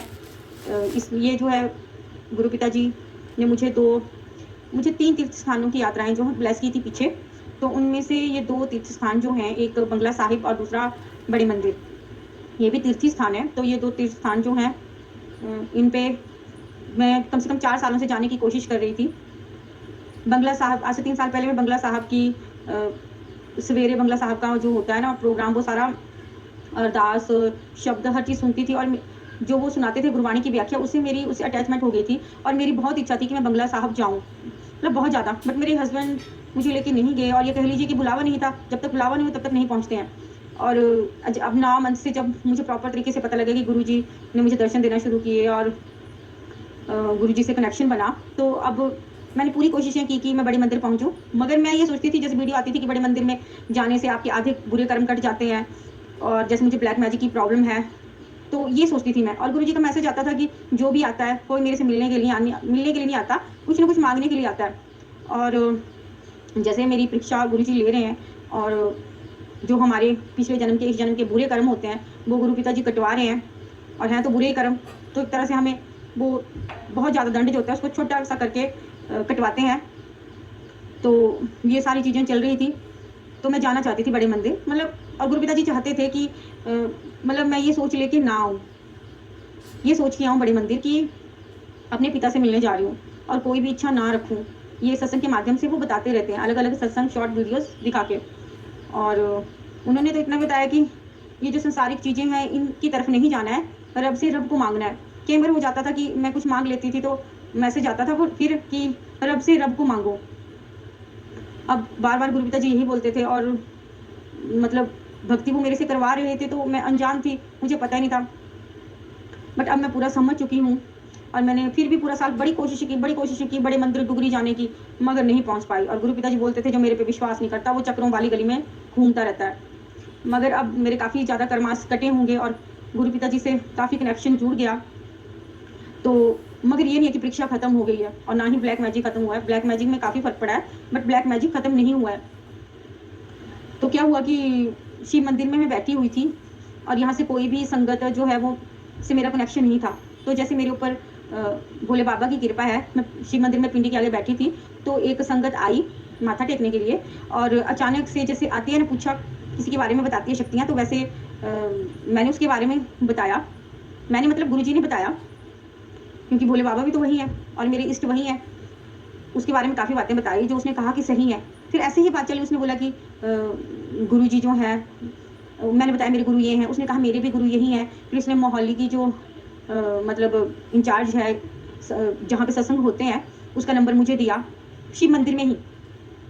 और फिर मैंने उनको कॉल किया और कनेक्शन जुड़ा। फिर उनसे मैंने ऐसे पूछा कि डुगरी या बड़े मंदिर बस तो नहीं जा रही। तो सबसे पहले तो उन्होंने बताया कि सत्संग होगा 13 को, बैसाखी को सत्संग हुआ। तो इतने टाइम के बाद मुझे सत्संग जाने का मौका मिला। अदरवाइज़ ये 9 और 10 मंथ जो है मैंने सिर्फ ये जो मोबाइल पर सत्संग आते हैं बस यही सुने हैं। और एक सत्संग में गई थी, वहाँ थोड़ी एक्साइटेड हो गई थी, खाना खाते थोड़ा सा सुनाने लग पड़ी। मैंने सोचा कि सारे मेरी ही तरह हैं। और जो सेवादार थी उसने जिसने खाना बनाया ना, उसके ऊपर माता की कृपा भी होगी। जैसे पूछा देते हैं ना, जैसे मुझे कृपा हुई है वैसे वो भी देती होगी। मुझे पता नहीं था इस बारे में। और मैं सीधी साधारण स्वभाव से अपनी बात कर रही थी और इसने एकदम से कहा कि खाना खाते टाइम लंगर चखते टाइम बात नहीं करते हैं। मैंने फिर थोड़ा सा कुछ बोला तो उसने फिर से डांट दिया इतने सारे लोगों के सामने। और फिर मेरा दिल ही टूट गया कि चलो ठीक है, अगर मैं एक्साइटेड होकर बोल भी रही हूँ तो प्यार से भी बोल सकती है कि आंटी जी आप अभी नहीं होंगी, आपको पता नहीं है कि लंगर खाते इसमें बात मत करो और आप जो भी सुनाना है बाद में सुना लो। और फिर जब ख़त्म हुआ था ना सत्संग, तो फिर हमने वापस जाना था और मैं बड़ी मुश्किल से आई थी क्योंकि मेरे पेरेंट्स जो हैं वो अलाउ नहीं करते थे कि कहीं जाऊँ मैं। तो इस तरह से मेरा सत्संग से ना कुछ मन सा उठ गया था कि जैसे हम सच्चा साफ दिल लेके जाते हैं आगे वैसे लोग नहीं होते। तो इस तरह से मेरा सत्संग से ना कुछ मन सा उठ गया था कि जैसे हम सच्चा साफ दिल लेके जाते हैं आगे वैसे लोग नहीं होते। गुरुजी खुद बोलते हैं कि 5% संगत जो है वो मेरी मुट्ठी भर संगत है और बाकी सब भीड़ है। तो अगर ऑनेस्टली बताऊं तो इन 9 मंथ्स में कनेक्शन में अगर मैं किसी को बुरा भी बोल देती हूँ ना, तो मुझे पता कि अब मुझे दंड मिलेगा गुरुजी से और मैंने गलत किया है। और अब गलती से भी किसी का बुरा हो जाए तो दिल में इतनी मतलब ऐसा हो जाता है दिल की क्या कर दिया मैंने, अफसोस और बहुत सारे चेंजेस जो गुरु पिताजी ने मेरे अंदर किए। और फिर मैं दुनिया देखती हूँ कि दुनिया कैसी है, कहने से पहले सोचती ही नहीं है कि दूसरे आदमी को कैसा लगेगा। और यहाँ पे मैं उसकी बुराई नहीं कर रही। गुरु पिताजी बोलते हैं कि मैं तुम्हें जगह जगह लेके जाता हूँ तो तुम्हें कुछ सिखाने के लिए लेके जाता हूँ कि तुम देखो और सीखो। इसका मतलब ये नहीं कि किसी की इंसल्ट करो, बट देखो। और ये जो सत्संग के चैनल हैं इनकी तो मैं बहुत ही ज़्यादा आभारी हूँ, बहुत ही ज़्यादा आभारी हूँ कि इन्होंने मेरा इतना साथ दिया, इतना साथ दिया, मेरे ऊपर इतने ब्लैक मैजिक चले और यहीं के सत्संग सुन के आज यहाँ तक मैं पहुँची हूँ। इसके लिए सब सत्संग चैनल्स का बहुत बहुत शुक्राना, तहे दिल से शुक्राना। फिर बात चली थी कि बड़े मंदिर जाने की, तो इस तरह शिव मंदिर में ही मुझे मेरी बात हुई और जो भी चीज़ें मेरे साथ घटनाएं होती हैं वो सब शिव मंदिर में ही होती है। इससे पहले भी एक संगत शिव मंदिर में ही मिली थी और पीछे जो मेरे कर्म कटे थे और 6-7 दिन मेरी कुछ तकलीफ हुई थी तो वो भी शिव मंदिर में ही थी। मैं और शिव मंदिर में ही पहले पूजा करती थी। तो भगवान शिव की सारी महिमा है और गुरुजी ही महाशिव हैं और गुरुजी ही शिव हैं, जो अब मैं पूरी तरह से समझ पा रही हूँ। अब ये जो सत्संग है जो भी बुलवाएंगे गुरुजी बुलवाएंगे और ये सत्संग गुरुजी ही करवा रहे हैं और उनको ही समर्पित है। तो बड़े मंदिर जाने की यात्रा ऐसे शुरू हुई। सवेरे 6 बजे बस लेनी थी और ये था कि जो पहले पहुंचेगा वो उसे सीट पहले मिलेगी। तो मैं चाहती थी कि मुझे खिड़की वाली सीट मिले। तो मैंने अपने हस्बैंड को बोला कि चलो 5 बजे निकल जाते हैं। फिर वो 5 बजे मुझे अपने स्कूटर पर बैठा के ले चले और रास्ते में आप बिलीव नहीं करेंगे 5 बजे कौन सी बटरफ्लाई होती है। एक तरह से दिन नहीं हुआ होता, दिन चढ़ा नहीं होता, तो कम से कम 5 बटरफ्लाइज, जिसमें से कुछ में हमारे स्कूटर के आगे से भी गई। तो चलने से पहले तो हम बोलते हैं कि गुरु पिताजी आप चलिए साथ में, तो वैसे उन्होंने बताया कि मैं तेरे अंग संग ही हूँ। और फिर जब वहाँ पहुँचे, पहले तो घूमते रहे, घर नहीं मिल रहा था, फिर दोबारा उनको कॉल की, फिर तब जाके उनका घर मिला। और घर मिलने के बाद मैंने देखा कि उनके ना घर के छत के ऊपर कबूतर बैठा था, सिर्फ एक कबूतर। तो मैं उसे देख के मतलब गुरु पिताजी बोलते हैं कि मैं तुम्हारे अंग संग ही होता हूँ, चाहे किसी भी रूप में हूँ मगर अंग संग हूँ और मैंने तुम्हें पूरी प्रोटेक्शन दे रखी है, तुम खुद को अकेला महसूस मत करो। फिर क्या हुआ कि थोड़े टाइम के बाद बस आई और बस में सब आगे आगे चढ़ गए। फिर मैंने बोला भाई अब गुरुजी की इच्छा है, मैं मतलब इनकी तरह जल्दबाजी नहीं करूँगी और जो भी सीट उन्होंने रखी होगी मिलेगी वही। फिर क्या हुआ कि मुझे लास्ट में सीट मिली, मतलब लास्ट की 3 सीटों से पहली सीट जो होती है वो मिली, उसमें खिड़की वाली सीट ही मुझे मिली, खिड़की वाली। और 1-2 संगतें कम थी, सीटें कम थी, तो मैं और मेरे साथ एक लेडी बैठी हुई थी, बस हम 2 ही थे। और जैसे मैं बैठती हूँ तो मुझे कभी किस पोजीशन में बैठना पड़ता है, क्योंकि मेरे से ना सफ़र में टांगों में दर्द हो जाती है, तो मैं पोजीशन चेंज करती रहती हूँ। तो गुरु पिता की कृपा से हम 2 ही थे, खुले होकर बैठ सकते थे, बाकी सारी सीटें जो थी भरी थी। तो इसके लिए गुरु पिताजी शुक्राना, आपका अनंतम शुक्राना। आज सत्संग थोड़ा लंबा होगा क्योंकि ये जो है एक ब्लेस्ड यात्रा है और इसमें बहुत सारी चीज़ें, बहुत सारी ब्लेसिंग्स हैं। फिर क्या उसके बाद कि जो बस में जितने भी यात्री थे बैठे हुए, संगतें थी, वो सारी की सारी गुरुजी की संगत थी। मगर जैसे हमें गुरुजी ने मुझे सेवा ये कुछ मतलब काफ़ी होते हैं जिनको सेवा बख्शी हुई है सत्संग सुनने की, तो वो बोलते हैं कि सत्संग सुनो, सत्संग सुनने से तुम्हारे कर्म कटेंगे, तुम्हें पता लगेगा कि देश मतलब संगतों के साथ क्या क्या होता है, कैसे कैसे वो ब्लेस्ड होते हैं और हर चीज़। मगर जितनी भी संगतें बैठी थी वो इतना ज़्यादा सत्संग पे केयर नहीं देती थी, मतलब और हमें तो गुरु जी ने सत्संग, सेवा, सिमरन, मतलब हमारा दिन और रात तो गुरु जी के ही ध्यान में बीतता है। और उन्होंने बनाई ऐसा दिया कि हम किसी की कमी महसूस ना करें और मस्त रहें। अकेलापन जैसे मुझे महसूस होता था, अब वो बिल्कुल भी नहीं होता। तो अब बस की खिड़की के पास मैं बैठी थी, तो चलती रही, तो बीच में बटरफ्लाईज वाइट दिखना शुरू हुई। वाइट बटरफ्लाई दिख रही थी रास्ते में, जो इंडिकेट करता था कि गुरु पिताजी साथ में हैं। और कबूतर, वाइट कबूतर दिखे उड़ते हुए, 4 कबूतर सामने से उड़ रहे थे। जब मेरे साथ जो संगत बैठी थी, मैंने उसे बताया, देखो गुरु पिताजी की ब्लेसिंग, वो देखो वाइट कबूतर उड़ते जा रहे हैं, बट उन्हें कोई फर्क ही नहीं। उसके बाद जैसे जैसे आगे बढ़ रहे थे, तो आगे आप बिलीव नहीं करोगे, मतलब थोड़े थोड़े सफ़र के बाद कबूतर, और कितने कबूतर, 100-150 कबूतर एक जगह पे, और उन्हें वहाँ पे डाले हुए दाना पानी डाला होता था, और एक जगह तो इतने ज़्यादा थे, 100-150 से भी ऊपर। और दिल्ली तक, बंगला साहब या गुरु मंदिर पहुंचने तक मतलब रास्ते में ऐसे बने हुए थे चक्के से, और उन पे बहुत सारे कबूतर बैठे होते थे या उड़ रहे होते थे। और एक टाइम तो ऐसा है, ये सारी गुरु पिताजी की ब्लेसिंग्स हैं। मैं बताना चाहूँगी कि इतने टाइम तक मुझे कबूतर नहीं दिखते थे। ये 9 मंथ्स जो हैं, जब पूरी तरह से कनेक्ट होने लगी गुरु पिताजी से, तब पता लगा कि ये ब्लेसिंग्स हैं और ये मिलना शुरू हुई। और जो खिड़की थी ना, वो बंद थी, और मुझे तो ऐसा लग रहा था कि मैं खिड़की से नीचे गिर जाऊंगी। क्यों? क्योंकि इतनी सारी ब्लेसिंग्स, 100-150 कबूतर एक साथ, और एक जगह नहीं, रास्ते में पता नहीं कितने मतलब कुछ किलोमीटर चलना, तो कबूतर ही कबूतर, कबूतर ही कबूतर। और छोटी छोटी चिड़ियाँ जो होती हैं, वो उड़ती हुई नजर आनी, वो भी ब्लेसिंग्स होती हैं, वो भी किसी चीज़ को इंडिकेट करती हैं। और इसी तरह सफ़र चलता रहा और मुझे सब दिखता रहा। मैंने बताया अपने साथ बैठी हुई, तो उसे कोई फर्क नहीं किसी चीज़ का। फिर मैंने बोला, ये सब सत्संग सुनने का ही असर है, सत्संग सुनेंगे तो जानकारी होती है, और लोग मतलब सत्संग सुनते हैं जब उनका दिल करे, बस। फिर उसके बाद क्या हुआ कि एक बाज, जो मैं बताती थी कि एक बाज जो मेरे अंग संग रहता है, गुरु पिताजी ने मुझे ब्लेस किया है, तो वो बाज जो था, मान लो यहाँ दिखा, तो आगे 3 किलोमीटर पर वही बाज मुझे फिर आसमान में उड़ता दिखेगा, फिर उससे आगे फिर उड़ता दिखेगा, फिर उड़ता दिखेगा। और इसी तरह जब मेरे मन में वहम आया कि पता नहीं, ये आ जाता ना फिर से वहम कि ये बाज सच में है या नहीं है, तो वो बाज मेरी ही साइड में, मेरे ही जो शीट है उसके बिल्कुल मतलब जो बाहर खिड़की है, पास में आके उसने मुझे दिखाया कि मैं बाज हूँ। नीचे तक, डाउन तक आया, फिर दिखा के उड़ के गया। अब इसे क्या बताएंगे। और उसके बाद पहुंचे बंगला साहब, तो बंगला साहब में भी बाज उड़ रहा था, कोई भी उसे नोटिस नहीं कर रहा था। और बाज जो था, वो जो बंगला साहब का गुरुद्वारा है उसके ऊपर बैठ गया, सामने बैठ गया, बिल्कुल ऊपर दिख रहा है कि बाज है।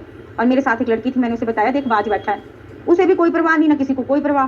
तो भैया, ये जो गुरु पिताजी की संगत बनना और गुरु पिताजी की ब्लेसिंग जो है, ये कोई मतलब वही समझ सकता है जिसको गुरु पिताजी अपनी संगत में शामिल करते हैं, और जो उनके कई वचनों नियमों पे चलता है। और सबसे बड़ी बात वो है कि गुरु पिताजी सत्संग बनाने के लिए बहुत मेहनत करते हैं, और सत्संग जब कोई सुनता है ना, तो गुरु पिताजी बहुत खुश होते हैं, बहुत ज़्यादा। और ये नहीं कि घर में सत्संग हो रहा है तो वहाँ ब्लेस करने आते हैं, गुरु पिताजी बोलते हैं तो आप घर में छोटा सा सत्संग करो, उसमें भी मैं ब्लेस करने आऊँगा। और अगर वो भी नहीं कर सकते, तो ये जो सत्संग चल रहे हैं, ये जो देश विदेश से सारे सत्संग आ रहे हैं, अलग अलग चैनल्स के आते हैं, घंटे घंटे के बाद अगला सत्संग आ जाएगा, अगला सत्संग आ जाएगा, और उसमें हमें बताया जाता है कि अब तुम्हारे ऊपर ये कष्ट है, ऐसा हो सकता है, ब्लेसिंग्स ढेरों मिलती हैं। और आगे से आगे स्टेप बाय स्टेप बढ़ रहे हैं। अब पहुंच गए हैं कि मेरे गुरु पिताजी ने अब ब्लेस किया है कि तेरे हस्बैंड का जो व्यवहार है वो 2-3 महीनों में बिल्कुल चेंज हो जाएगा। और उसके बाद ब्लेस किया कि उसके बाद उन्होंने बोला, गुरु पिताजी ने, कि जो तेरा हस्बैंड है ना, तेरी रिस्पेक्ट करना शुरू कर देगा, और ये मैंने तुझे ब्लेस कर दिया। तो इसके लिए भी गुरु पिताजी शुक्राना। तो स्टेप बाय स्टेप हर चीज़ चली हुई है, और ये तभी हम समझ सकते हैं जब सत्संग से कनेक्ट होंगे, और सत्संग के माध्यम से ही गुरु पिताजी बात करते हैं। और ये इंपॉर्टेंस मुझे तो पता लग गई है, मगर मुझे इतना भी पता लग गया कि सब इन चीज़ों की इंपॉर्टेंस नहीं समझते। मैक्सिमम सोचते हैं कि घर में जाना या कहीं जाना ही सत्संग है, मगर ये जो चैनल सत्संग दे रहे हैं, ये भी तो सत्संग ही है। और आप मानेंगे नहीं, सत्संग कौन से आते हैं। जैसे अब वहाँ पे ना बात चली बस में कि ये जो आजकल ब्लैक मैजिक के सत्संग दे रहे हैं, ये सत्संग जो है, ये चैनल्स जो हैं वो टीआरपी के लिए दे रहे हैं। अपनी टीआरपी मीन्स अपने व्यूअर्स बढ़ाना चाहते हैं, इसलिए दे रहे हैं। कोई बड़ा हेड ही बोल रहा था, ठीक है। एक तो मुझे, चलो ठीक है, सेवक कोई भी है, हमें किसी के लिए ऐसे राय नहीं बनानी चाहिए। फिर लोग भी वैसे बोलने लग पड़े, और उन्होंने मेरा दिमाग भी ख़राब कर दिया था। फिर मैंने तो बोल ही दिया सीधा, मैंने बोला, देखो, जो भी सत्संग चैनल सत्संग शेयर करते हैं ना, वो भी गुरु पिताजी के सेवादार हैं। और आज तक मैंने सिर्फ एक अभी जाके एक सत्संग जो है अटेंड किया, और इससे पहले यही सत्संग है, और मुझे ब्लैक मैजिक इतना हाई था, तो इन्हीं सत्संगों को सुन के आज मैं इस स्टेज तक पहुंची हूँ। और वो भी सेवादार हैं, वो कोई टीआरपी के लिए नहीं करते हैं। और व्यूअर्स तो सब चाहते हैं कि हमारे बढ़ें, बट उनके दिमाग में गुरुपिता ही टेलीपैथी से डालते हैं कि ये सत्संग है, इसका जो टाइटल है ये रखो, और जो भी टाइटल उन्होंने रखा होता है वही हमारे साथ होता है। जैसे मान लो आज मैं तुम्हें बटरफ्लाई के रूप में ब्लेस करूंगा तो हमें बटरफ्लाई दिखती है, आज मैं तुम्हें शिव भगवान के रूप में दर्शन दूंगा तो वो चाहे सपने में हों चाहे कैसे भी होते हैं। तो इस तरह से मैंने तो उनको सीधा बोल दिया, वो मेरा मजाक उड़ाने लगे कि ये मतलब बड़ी ही रहती है इसमें सब चीज़ों में। और एक ने तो ये बोला कि मुझे आते थे, तू ऐसा करके देखना कि जैसे आते हैं ब्लैक मैजिक के तो उन्हें इग्नोर कर, नीचे से करते हैं ना इग्नोर, मतलब हटा देना, और 4-5 दिन तक फ़ोन को देखना ही मत, और उसके बाद फिर देखना। और मैंने फिर सोचा 4-5 दिन तक नहीं देखा तो मैं तो इस दुनिया में नहीं रहूँगी, क्योंकि हमारे तो सीधे कर्म कट रहे हैं, और सत्संग सुनेंगे तभी तो कर्म कटेंगे ना, और गुरुपिता जी तभी हमें बताएंगे ना कि तुम्हारे ऊपर कौन सा संकट है और इसके लिए क्या करो, और सत्संग के माध्यम से ही वो ब्लेसिंगें देते हैं, उपाय बताते हैं। फिर मैंने बोला इनसे बहस करना बेकार है भाई, गुरुपिता जी सच्ची बोलते हैं कि मेरी संगत जो है 5% है, बाकी सब भीड़ है, और ब्लेस तो मैं सबको करता हूँ और वो सबको ब्लेस कर रहे हैं, ब्लेस वो सबको कर रहे हैं, बस जितना गुड़ डालो मीठा उतना ही होता है। तो पहली बात तो हमें याद रखनी चाहिए कि सब ही गुरुपिता जी के सेवक हैं, सबको गुरुपिता जी ने अलग अलग सेवाएं बख्शी हैं, तो किसी दूसरे सेवक के बारे में ऐसी बातें नहीं करनी चाहिए। जो गुरुपिता जी ने मुझे मैसेज दिया था कि अभी तो जो काफ़ी कुछ सीखना शुरू है, सीखना बाकी है, तो बस वही जहाँ भी जाती हूँ कुछ ना कुछ सीखने को मिलता है। फिर क्या हुआ कि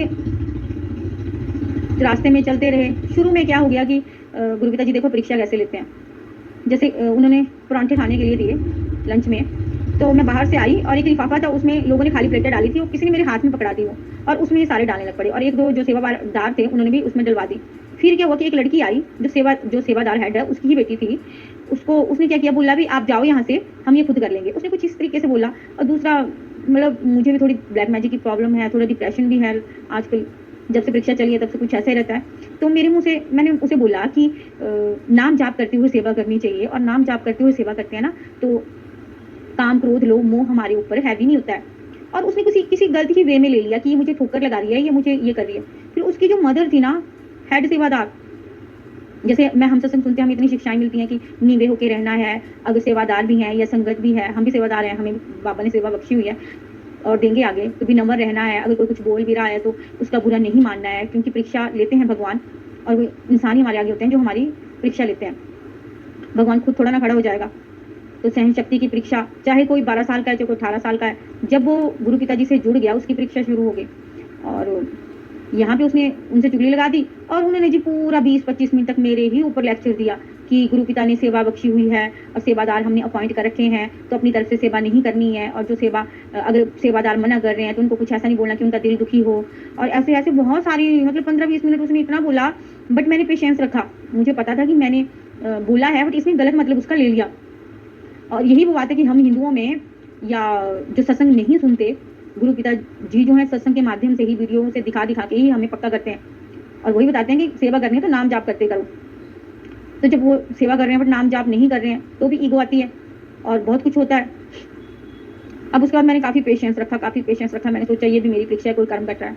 और जब मैंने मोबाइल देखा तो उस पर गुरुपिता जी का मैसेज आ गया कि तेरा कोई भारी संकट था जो मैंने दूर किया।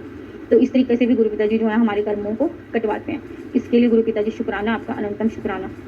फिर क्या हुआ कि बड़े मंदिर पहुँच गए, उतर के फिर लाइन में लगे, फिर वहाँ जाके प्रॉपर तरीके से शिवलिंग के दर्शन किए, वहाँ बैठे, चाय प्रसाद, जल प्रसाद, फिर उसके बाद लंगर प्रसाद किया, गुरु जी का आश्रम दूर से ही देखा।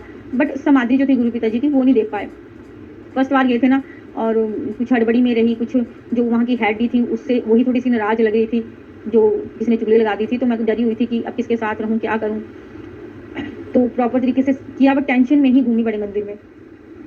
हाँ, और उससे पहले बंगला साहब में माथा टेका, तो बंगला साहब में माथा टेकने के बाद वहाँ पे गुरु साहब जो थे उन्होंने चरण डाले थे, तो हैजा के मरीज जो थे वो सारे ठीक हो गए थे, तो वो जल जो है वो अमृत है। तो वहाँ से निकल रहे थे, तो वहाँ एक ने बहुत सारी जल भरने के लिए ले रखी थी, गैलन्स बोलते हैं उन्हें, तो उनसे मैंने एक मांग ली और मैंने भी लिया, और एक लड़की थी मेरे साथ उसने भी लिया। तो ये गुरु जी की ही कृपा थी, वो चाहते थे कि हम ये लें, तभी हम उस इसमें वहाँ पे पहुँचे, नहीं तो हमें पता नहीं लगता। और बाद में हमें देखे जो संगतें थी उनमें से भी काफ़ी ने वो लिया, और वो भी अमृत है, गंगा जल के समान है, वो इतनी पावर है। तो तीर्थ स्थान कोई भी है, वहाँ का जल लंगर जो है वो ब्लेस्ड होता है। ये नहीं कि बड़े मंदिर जाएंगे तो वहाँ का ही जल ब्लेस है, बंगला साहब का भी जल ब्लेस है, तीर्थ स्थानों का जल ब्लेस ही होता है। मन में श्रद्धा होनी चाहिए, बस मन में भाव होने चाहिए। फिर और मुझे खुशी थी सबसे ज़्यादा बंगला साहब जाने की, बड़े मंदिर जाने की तो थी, मगर बंगला साहब जाने की थी क्योंकि शुरुआत मेरी वहीं से हुई थी।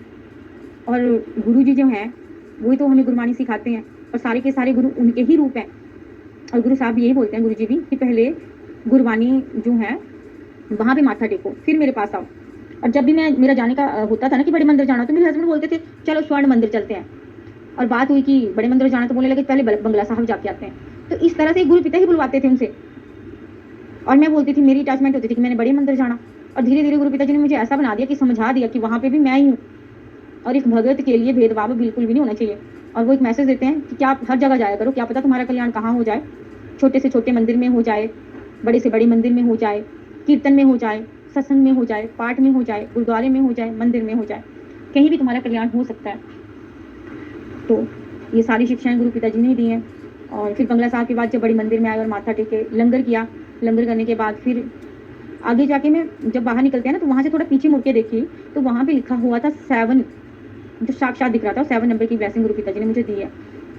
और फिर मैंने एक ही अरदास की कि मैं कुछ, मेरा मन विचलित सा था, रोने को मन कर रहा था, क्योंकि बीच में कुछ परीक्षाएं भी ऐसी हो गई सेवादारों के साथ भी, मतलब कि अंदर ही अंदर हो रहा था कि अच्छा करो तो भी लोग नहीं छोड़ते हैं, बुरा करो तो छोड़ेंगे ही।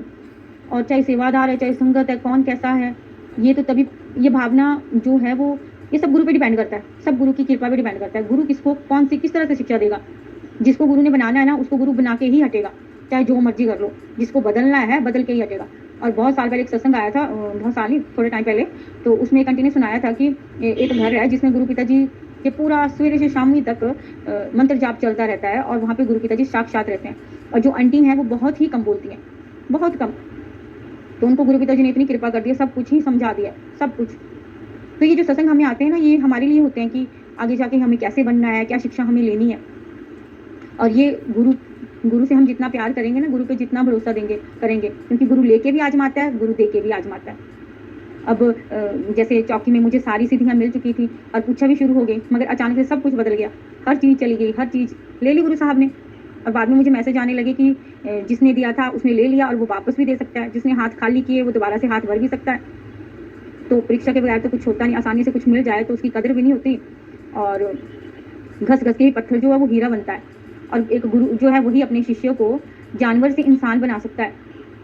गुरु के बगैर हम जानवर के समान हैं, और सब गुरु कृपा है, जिसके ऊपर गुरु की कृपा चलेगी। और एक बात और, जिन प्रेम किया तिन प्रभु पाया। बड़े ज्ञानी बनेंगे, बड़े मतलब ये रखेंगे कि हम बहुत चालाक हैं, हमें सब पता लगता है, तो गुरु जी को तो सब पहले पता है कि कौन कैसा है। तो बोलते हैं प्रभु को पाना है तो दिल से पाओ, भोले भाले सीधे बन जाओ। कोई तुम्हारे साथ कोई छल कर रहा है, अपने आप गुरु देखेगा। बस तुम किसी से छल मत करो, सच के रास्ते पे चलते चलो। यही गुरु पिताजी बोलते हैं, तेरे साथ कोई कुछ भी करे तो सच का रास्ता मत छोड़ना, और वही चला रहे हैं। और जो सेवादार थी ना, वो सत्संग सुना रही थी, और सत्संग सुना, गुरु जी की बड़ाई तो वो कर रही थी, बट उसके सत्संग सुन के ऐसा लग रहा था कि वो गुरु पिता के साथ अपनी बड़ाइयाँ कर रही है। होता नहीं कि सुना उनके रही है, मगर बड़ाई अपनी कर रही है। और मैं बहुत ही ज़्यादा दुखी हुई। और जो सत्संग सुनते थे ना, हम जो पुरानी संगतें सुनाते हैं कि गुरु जी हमसे ये बुलवा रहे हैं, गुरु जी हमें लेके गए, ये सारी चीज़ें, मतलब गुरु इस तरह से। तो फिर मुझे समझ आया, मेरे दिमाग में आया कि मैं और मेरा बहुत करती हूँ, आज से मैं और मेरा नहीं करूँगी। जो करवा रहे हैं गुरु जी करवा रहे हैं, दान करवा रहे हैं गुरु जी करवा रहे हैं, सेवा करवा रहे हैं गुरु जी करवा रहे हैं, अच्छा करवा रहे हैं गुरु जी करवा रहे हैं, बुरा करवा रहे हैं गुरु जी करवा रहे हैं। सब कुछ गुरु को समर्पित, मेरा कुछ है ही नहीं, तन मन धन सब गुरु को समर्पित। और यही तो शिक्षा है, दूसरों को देख के ही तो शिक्षा मिलेगी ना। और फिर उसके बाद कुछ ऐसा भी होता है जहाँ पे कुछ ज़्यादा ही हो जाए तो वहाँ बोलना पड़ता है। तो मुझे बोलना पड़ा कि ये नहीं है जैसे ब्लैक मैजिक के आते हैं, तो ये झूठ नहीं है, ये सच है। गुरु पिताजी ही उन जिस चीज़ को जो सत्संग की जरूरत है वो भेजते हैं, बट वो मजाक उड़ाते रहे। गुरु पिताजी बोलते हैं दुनिया जितना मजाक उड़ाती है उतनी ही किस्मत जगमगाती है। अब हमें तो पता है ना। और ये सारी बातें गुरु पिताजी ही मेरे से बुलवा रहे हैं। और मतलब मैं अपने आप को इतना लकी समझती हूँ कि गुरु पिताजी ने सत्संग सुनने की सेवा बख्शी, और इतने प्यारे प्यारे सत्संग गाते हैं, इतनी प्यारी प्यारी संगतें, और कितने उनके निर्मल मन हो चुके हैं, और कितनी गुरु जी की बड़ाइयाँ करती हैं। और मतलब उन्हें सुन सुन के ही कितनी शिक्षाएं मिलती हैं, कितनी ज़्यादा शिक्षाएं मिलती हैं, जीवन ही बदल जाता है। और सत्संग सुनने की सेवा बख्शने के लिए गुरु पिताजी आपका बहुत बहुत शुक्राना, अनंतम शुक्राना, कोट कोट शुक्राना। फिर बड़े मंदिर से जब वापस आए तो हाँ, वहाँ पे ब्लेसिंग देने की बारी आई।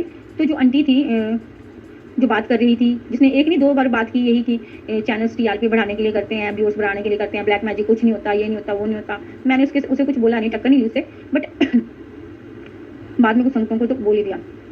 फिर क्या हुआ कि फिर मैंने ये भी सोचा कि इन्हें अधूरी नॉलेज इसलिए है क्योंकि ये सत्संग सुनते ही नहीं है। अगर सत्संग सुनते तो इन्हें पता लगता। गुरु पिताजी ब्लेस कर रहे हैं। उसने बहुत सारी बातें सुनाई कि गुरु पिताजी मेरे से मुझे बहुत हर चीज़ बताते हैं, हर चीज़। कोई आदमी खड़ा है तो उसके बारे में सब कुछ बता देंगे। इतनी कृपा मेरे ऊपर है गुरु पिता की। और पूरे 10 साल हो गए हैं। तो मैं ये सोची जा रही थी कि मुझे तो अभी 9 ही महीने हुए, अगर 10 साल मुझे ऐसा ही गुरु पिता मेरी परीक्षा लेते रहे तो 10 साल बाद तो उस आंटी की तरह मेरा भी मुंह बंद हो जाएगा और मुझे भी पता लग जाएगा कि बोलने से भी जो पता है कि कर्म बनते हैं, सोचने से भी कर्म बनते हैं, तो ये हाल मेरा हो जाएगा। 10 साल बहुत ज़्यादा होते हैं, बहुत ज़्यादा। गुरु पिताजी बोलते हैं नीवे होके रहो, जितना नीवे होके रहोगे उतना ही ऊपर जाओगे। और पता नहीं कितनी वीडियो के और कितनी चीज़ों से वो समझाते रहते हैं। और जब हम गलती करते हैं ना तो हमें हमारी गलती वो बताते हैं, पूरी साक्षात गलती बताते हैं कि तुमने गलती की है।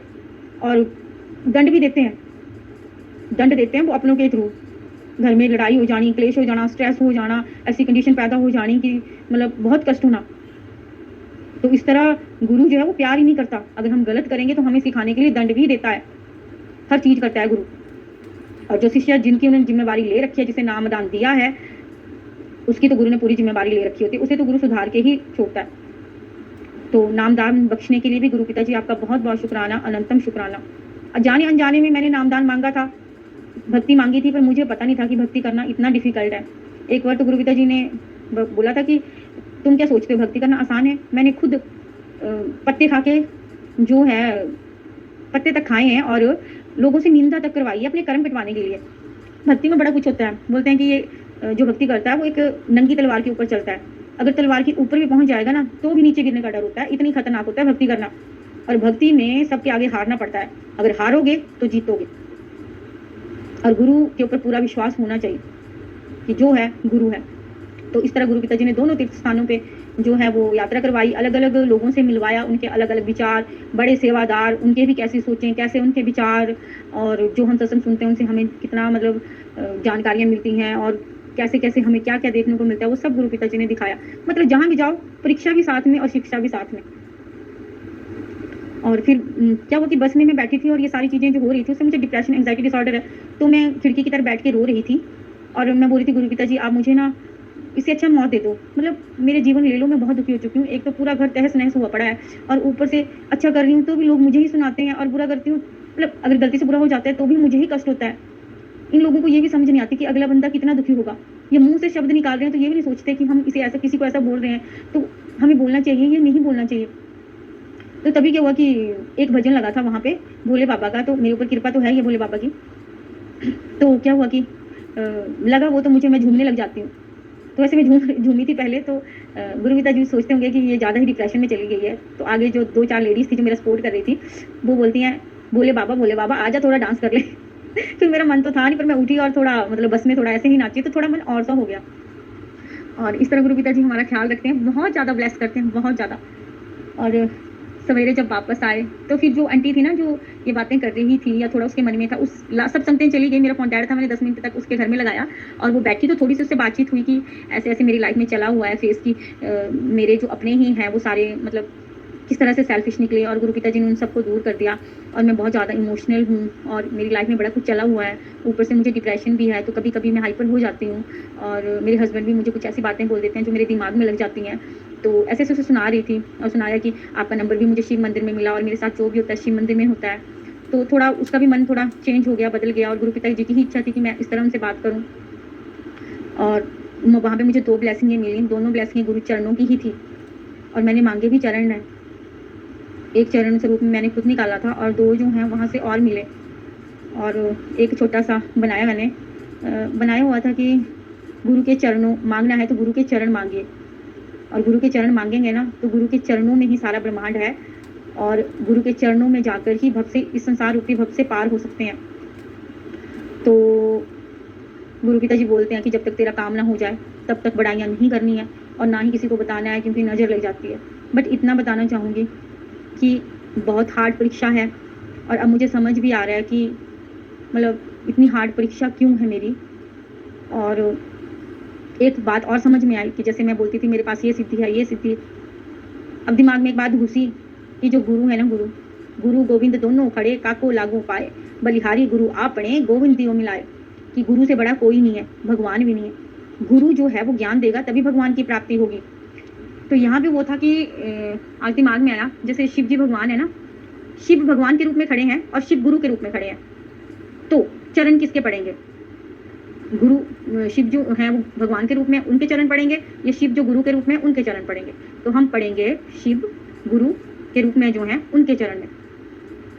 और अभी उन्होंने अपने तरीके से मुझे भक्ति करवाई, तो जितनी रिद्धि सीधी चली गई थी, शनि मंदिर में मैं गई नहीं, फिर भी वो मुझे गुरु पिता जी ने दे दी। तो गुरु पिता तो बहुत ऊपर हैं, ये रिद्धियाँ सीधियाँ तो बहुत ही उनके लिए छोटी सी चीज़ है। और हमें तो साक्षात महाशिव ब्रह्मांड के मालिक की प्रोटेक्शन मिली हुई है, वो चाहें तो क्या ना हमें दें, उनकी कृपा इतनी ज़्यादा है। और जिनकी गुरु ही महाशिव हों उनको क्या डर हो, पर ये है कि रास्ता अपना सही रखें, क्योंकि अगर वो प्यारे गुरु प्यार भी करते हैं, बट उनका दूसरा रूप महाकाल भी है, काल भैरव भी है, जिसमें वो दंड भी देते हैं, क्योंकि ये संसारिक कर्म क्षेत्र है, जो बोओगे वो काटोगे, और वो सब के लिए समान रूप से लागू है, चाहे हमारा कोई रिश्तेदार है, चाहे हम हैं, चाहे कोई और है। जो कर्म करोगे, अच्छा करोगे तो अच्छे का फल मिलेगा, बुरा करोगे तो बुरे का फल मिलेगा। ये सारा सब कुछ गुरु पिताजी ने ही सिखाया है, और ये जो हम बोलते हैं ये भी गुरु पिताजी की ही ब्लेसिंग है, क्योंकि वही हमसे बुलवाते हैं। ये नहीं है कि वो बटरफ्लाई के रूप में ब्लेस कर रहे हैं, व्हाइट कबूतर के रूप में ब्लेस कर रहे हैं, हमें कोठी ब्लेस कर रहे हैं, कार ब्लेस कर रहे हैं, तो यही उनकी ब्लेसिंग है। नहीं जी, सबसे बड़ी ब्लेसिंग जानवर को इंसान के रूप में बनाना, तो वो शिक्षा से बनते हैं, ठोकरें खा खा के बनते हैं, तो असली ब्लेसिंग है इंसान को इंसान बनाना, ये है असली ब्लेसिंग। गुरु पिताजी हमें इंसान से इंसानियत सिखाते हैं, इंसान बनाते हैं, हमें दया धर्म हर चीज़ सिखाते हैं, जो कलयुग में बहुत कम हो गई है। तो ऐसे गुरु पे मैं बलिहारी जाऊँ।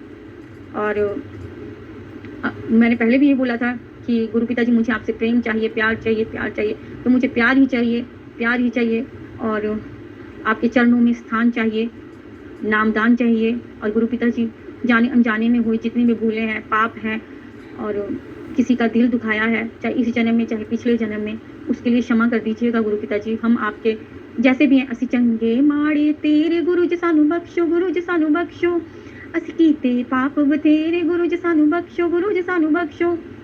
कि गुरु पिताजी हम बुरे हैं, भले हैं, जैसे भी हैं, आपके बच्चे हैं, आप ही हमें सुधारो, और आप ही हमें इंसान बनाओ, जीना सिखाओ, और आप ही हमारी नैया इस भव से पार लगाओ। और आपके बिना हम कुछ भी नहीं थे और ना है, और जो है एक आता है ना, राख पिता प्रभु मेरे, मोहे निर्गुण सब गुण तेरे। तो हमारे अंदर जितने भी गुण डाले हैं ना, वो गुरु पिता ने ही डाले हैं, वरना हम में कोई गुण नहीं थे। और उन्होंने हमें अपनी संगत बनाया, हमें इस लायक समझा, हमारी कर्मों को कटवा रहे हैं, इतने बड़े बड़े कर्मों को छोटा करके कटवा रहे हैं, और साथ साथ में हमारी दया भी करते हैं, हमें ब्लेसिंगें भी देते हैं। जब हम बहुत ज़्यादा दुखी होते हैं तो हमें अलग अलग तरीक़ों से ब्लेस करते हैं, हमें संभालते हैं, हमें प्रोटेक्शन देते हैं। तो असली पिता हमारे वही हैं।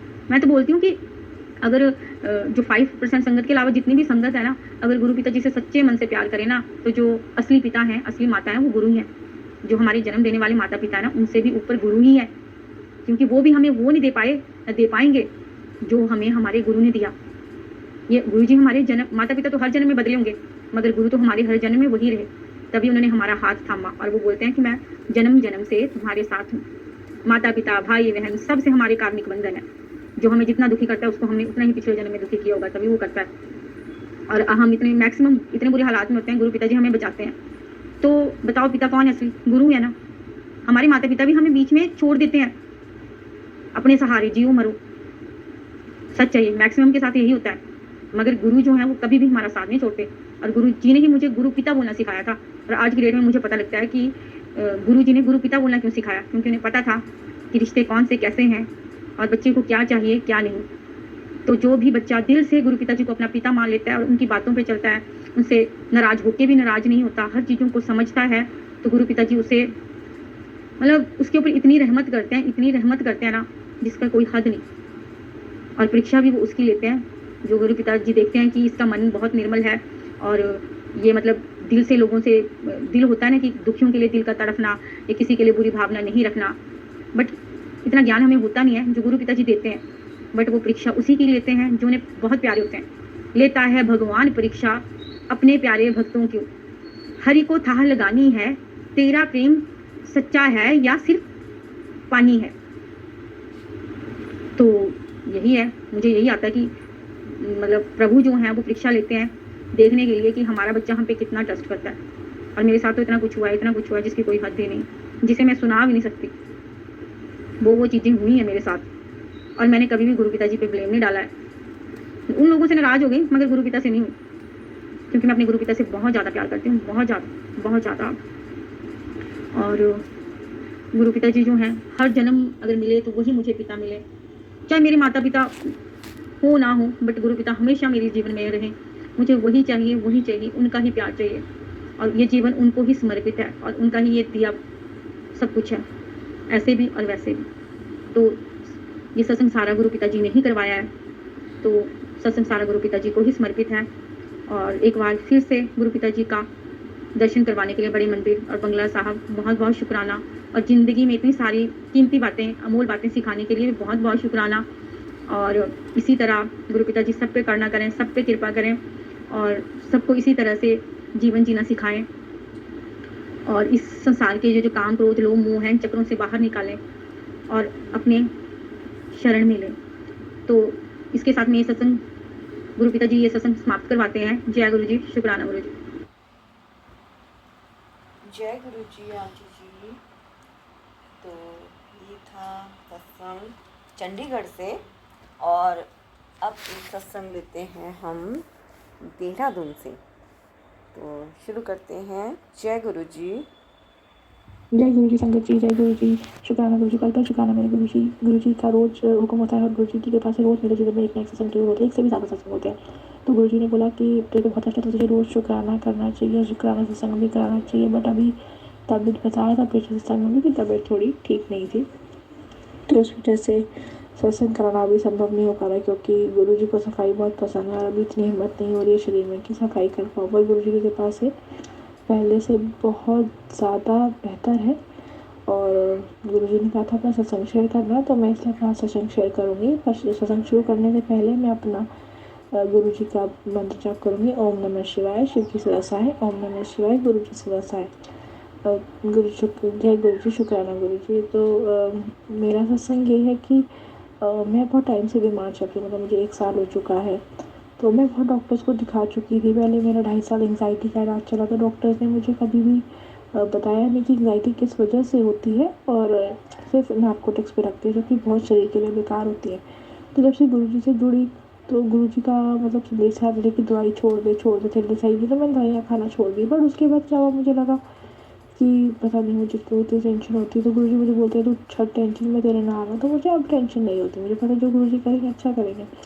और गुरु जी मुझे आदेश देते हैं कि ब्लैक मैजिक का आता था, तो अब गुरु जी की कृपा से ब्लैक मैजिक पूरा ख़त्म कर दिया गुरु जी ने, और अब मुझे वो ब्लैक मैजिक के मैसेजेस आने बंद हो गए हैं।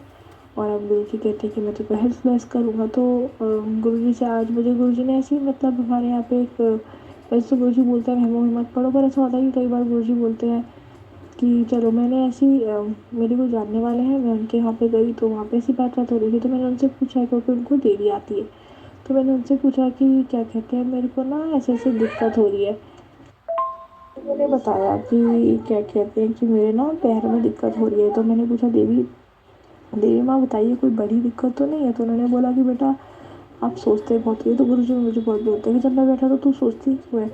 तो मैंने कहा तो मैं क्या करूँ, ज़िंदगी में इतनी परेशानियाँ हैं, सब कुछ है। मैंने बोला कि कोई भी बीमार होता है घर में तो मुझे चिंता हो जाती है।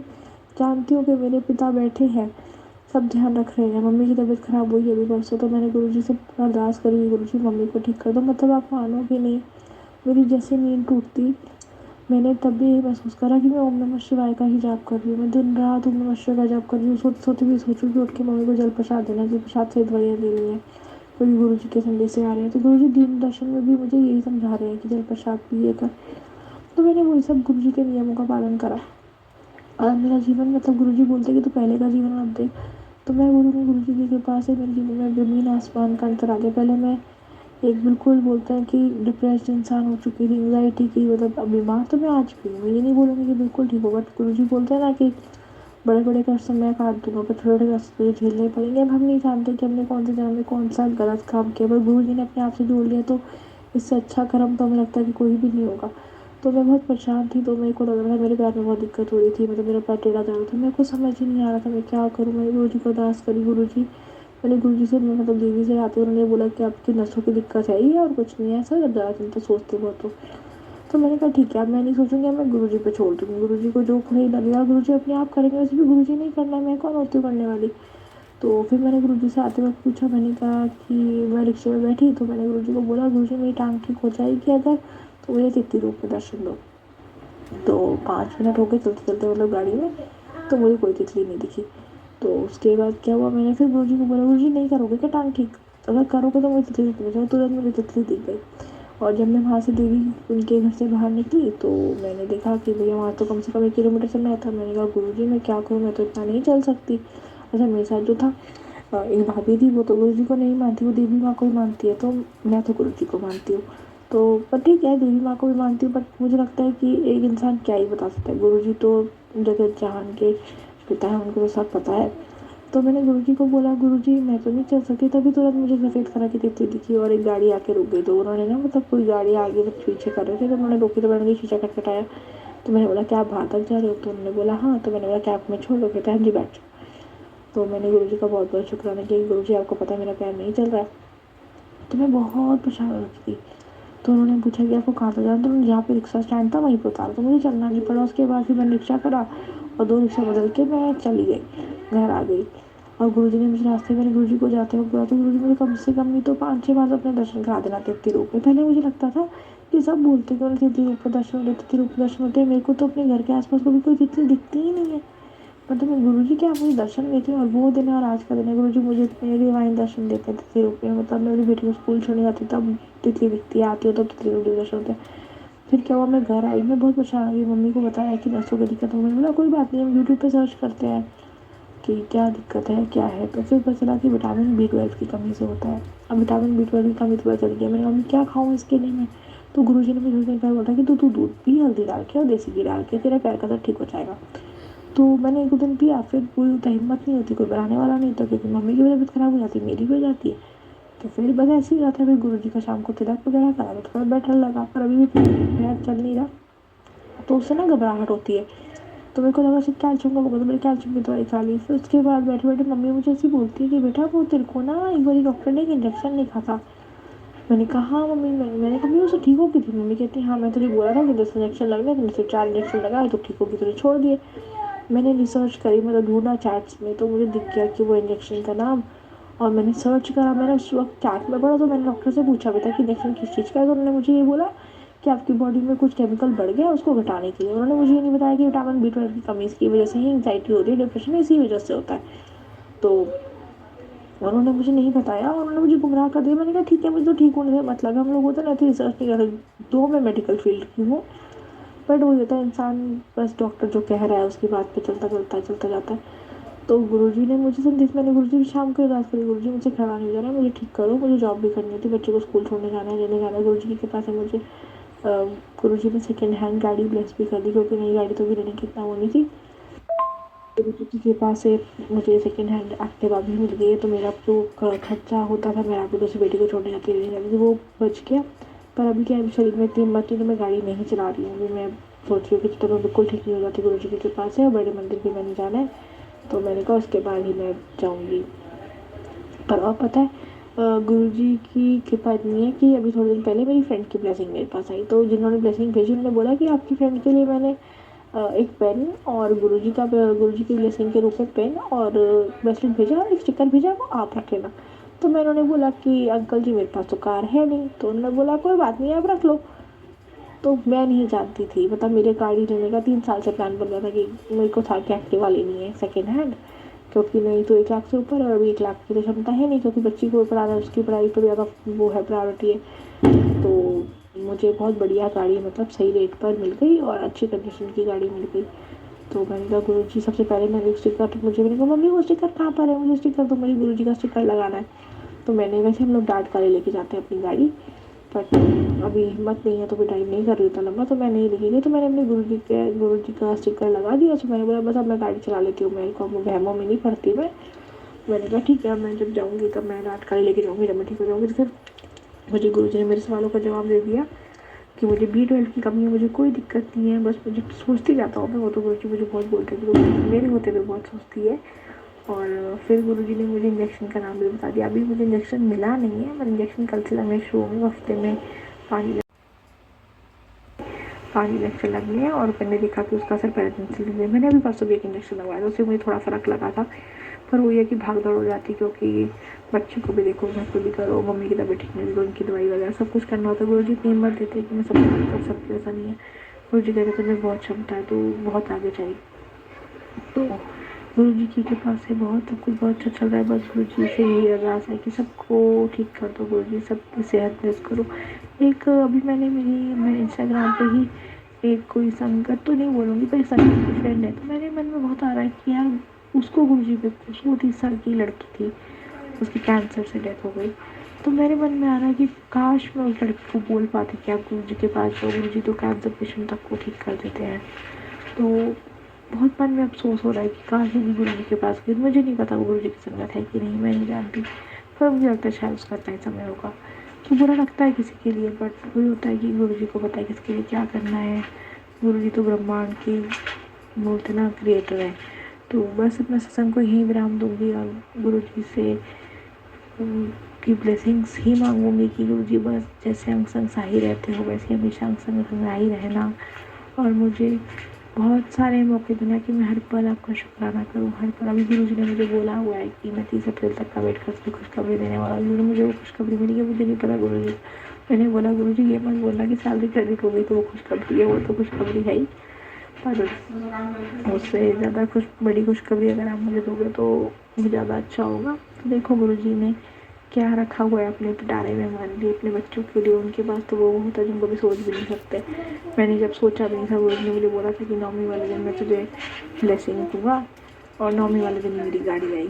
तो गुरु जी की महिमा बहुत अपरंपार है, बहुत अपरंपार है। शुक्राना गुरु जी, जय गुरु जी, शुक्राना गुरु जी। ओम नमः शिवाय, शिव जी सदासाय, ओम नमः शिवाय, गुरु जी सदासाय।